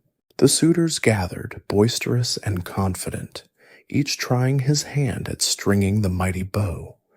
One by one they strained and sweated, but none could even bend the unyielding bow, let alone string it. Their efforts were met with frustration and humiliation. The bow, a symbol of Odysseus's strength and authority, remained unstrung, mocking their pretensions. It was a bit like trying to open a pickle jar that only a specific superhero can open. Very frustrating and a little embarrassing. As the suitors failed, the old beggar Odysseus, still observing from the sidelines, humbly asked if he might be given a chance to try. The suitors scoffed, mocking him, fearing that even a beggar's success might shame them further. Antinous, predictably, raged against the idea, dismissing it as utterly absurd. But Telemachus, recalling his father's secret instructions, firmly asserted his authority, insisting that the beggar be given the opportunity. Penelope, perhaps seeing a flicker of hope, or simply weary of the suitors' endless failures, also agreed, declaring that no man would be shamed by a beggar's attempt. With the stage set, Odysseus stepped forward. He took the great bow in his hands, examining it carefully, turning it over, testing its balance. The suitors watched with amused condescension, expecting another comical failure. But then, with a single, seemingly effortless motion, Odysseus strung the bow, his old beggar's hands suddenly revealing the immense strength of a true hero. The bow twanged with a deep, resonant sound like a swallow's cry, a sound that brought a chill to the hearts of the suitors. He then took an arrow, nocked it, and without hesitation drew the string back to his ear. The arrow flew true, piercing cleanly through all 12 axe heads, striking the target perfectly. A profound silence fell over the hall, broken only by the triumphant twang of the bowstring. The suitors stared, their faces pale with dawning horror, as they finally realized the terrifying truth. The beggar was no beggar at all. A stunned silence hung heavy in the great hall, thick with disbelief and a rapidly dawning horror. The twang of Odysseus's bowstring, a sound like a swallow's cry, resonated not as a sweet melody, but as a chilling premonition of death for the assembled suitors. They had witnessed the impossible. An old beggar, whom they had ridiculed and abused, had just performed a feat of strength and skill that none of their youthful, arrogant ranks could even approach. Their laughter died in their throats, replaced by a cold, creeping fear. Odysseus, no longer a humble vagrant, now stood revealed in his formidable true stature. He turned to his son, Telemachus, with a single, knowing nod. This was the signal. With a fierce battle cry, Telemachus, who had positioned himself strategically at the side of the hall, grabbed his spear. At the same instant, Odysseus stripped off his beggar's rags, revealing the powerful, muscular physique of a seasoned warrior beneath. He leapt onto the threshold, the very spot where he had endured so many insults, and with a terrible roar, knocked another arrow to his bow. His first target, Antinous, the most arrogant and abusive of the suitors, the one who had thrown the footstool at him. The arrow flew straight and true, piercing Antinous' throat, sending him sprawling to the ground, his lifeblood gushing from the wound. Chaos erupted. The suitors, initially bewildered, now scrambled for their weapons, only to discover that the racks along the walls were empty. Telemachus, following his father's precise instructions, had removed them all earlier. Panic flared in their eyes as they realized they were trapped and virtually unarmed against a formidable opponent and his son. They cried out in outrage and confusion, accusing the beggar turned archer of murder, still failing to grasp the gravity of their situation, still unable to conceive that this was their king returned. Odysseus then revealed his true identity to them, his voice booming through the hall, filled with righteous fury. "You thought I would never return from Troy," he roared, "and so you devoured my wealth, raped my maids, and tried to take my wife while I was still alive. You have dishonored my house, and now your hour of doom has come." The realization hit them like a physical blow. Their faces, previously arrogant, now contorted in terror.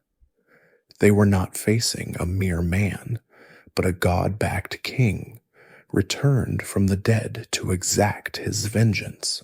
Eurymachus, another leading suitor, tried to plead for their lives, offering to repay all they had consumed and more. He attempted to shift the blame to Antinous, claiming he was the sole instigator. But Odysseus was unyielding. There would be no mercy. His decades of suffering, the decimation of his crew, the destruction of his home, and the prolonged torment of his loyal family had hardened his heart against any plea for clemency. This was not just about revenge. It was about the restoration of order, of justice, and of his rightful place. The battle that followed was swift, brutal, and utterly one-sided. Odysseus, empowered by Athena, who sometimes appeared as mentor, sometimes as her aegis shield above the hall, rained down arrows upon the terrified suitors. Each shot found its mark, piercing hearts and throats, sending them screaming to the ground. Telemachus, alongside his father, fought with newfound courage and skill, wielding his spear with deadly precision. Eumaeus, the loyal swineherd, and Philoetius, the loyal cowherd, also joined the fray, their long simmering resentment against the suitors finally unleashed. They fought bravely, blocking the doors and assisting Odysseus and Telemachus, their loyalty paying off in the most visceral way imaginable. The hall quickly became a slaughterhouse, slippery with blood and littered with the bodies of the dead. The suitors, overwhelmed and unprepared, fell one after another, their arrogance turning to pathetic pleas. It was a merciless cleansing, a brutal reclaiming of a home that had been defiled for far too long. Odysseus moved through the carnage with ruthless efficiency, ensuring that not a single one of the treacherous men escaped. His fury was a force of nature, burning away years of accumulated injustice. When the last suitor had fallen, the hall was silent, save for the ragged breathing of the victors and the groans of the dying. Odysseus then called for Eurycleia, his old nurse, and instructed her to identify the disloyal maidservants, those who had sided with the suitors, mocking Penelope and betraying their master. Eurycleia, overjoyed by Odysseus's triumph, pointed out a dozen maidens who had dishonored his house. These maidens were then forced to clean the bloody hall, scrubbing away the grime and gore of the battle, a final humiliating task before they too met their fate. They were led out and hanged, a harsh but customary punishment in the ancient world for such disloyalty. Finally, with his home purged of its tormentors and his authority reasserted, Odysseus sent for Penelope. Eurycleia, brimming with excitement, rushed to Penelope's chambers to tell her the incredible news. Odysseus had returned and had slaughtered all the suitors. But Penelope, having endured so much false hope and so many elaborate tales, was cautious. She found it impossible to believe, fearing it was a trick of the gods or a delusion. She came downstairs, her heart a tangled mess of hope and disbelief, and saw the carnage, the bodies of the suitors and her husband, still streaked with bloods and grime from the battle. She hesitated, her gaze searching his face for a sign, for something familiar. Odysseus, understanding her skepticism after 20 long years of absence, knew he needed to prove himself.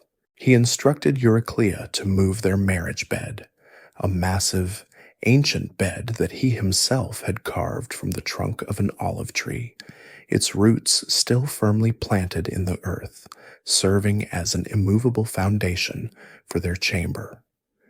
This was their secret, a sign only known to them. Penelope, upon hearing this, finally broke. Her face lit up with recognition and overwhelming joy. She knew then that it was truly him, her beloved Odysseus, returned at last. The secret of their bed, which could not be moved, was the irrefutable proof she needed. She rushed into his arms, weeping tears of profound relief and boundless love, embracing him tightly, unable to let go. After so many years of wandering, of suffering, of battling monsters and defying gods, Odysseus had finally reclaimed his home, his wife, and his rightful place. The reunion was not just a personal one. It was the restoration of order to his kingdom, the triumph of justice over insolence, and the completion of his epic journey. The long story of Odysseus, the cunning hero, had come to its hard-won, satisfying conclusion, a testament to the enduring power of perseverance, loyalty, and the unwavering pull of home. And so, as the final starlight fades from the window and the world outside softens into the quiet of the night, the epic tale of Odysseus gently draws to a close. His long journey, fraught with monstrous encounters and divine displeasure, his cunning plans and his moments of raw despair, all fade now into the quiet chambers of memory. The echoes of the Trojan War, the mournful whispers from the underworld, the seductive songs of Sirens, and the crashing waves of Poseidon's storms, they too recede, becoming mere whispers in the vast, ancient tapestry of time. His story sank into legend, a tale whispered through generations, not just of a hero's struggle, but of the unbreakable spirit of a man who, against all odds, simply wanted to go home. He found his peace eventually, not on a battlefield, nor in the arms of a goddess, but in the quiet embrace of his true home, his family, and the familiar soil of Ithaca. And so, his journey, both physical and spiritual, finally ended, not with a roar, but with a gentle sigh, a return to the simple comforts he had yearned for above all else. His name, once synonymous with endless wandering, became a symbol of enduring loyalty and the ultimate homecoming. And with that, the ancient world settles into its slumber, its heroes at peace, their stories drifting now like soft clouds across a midnight sky.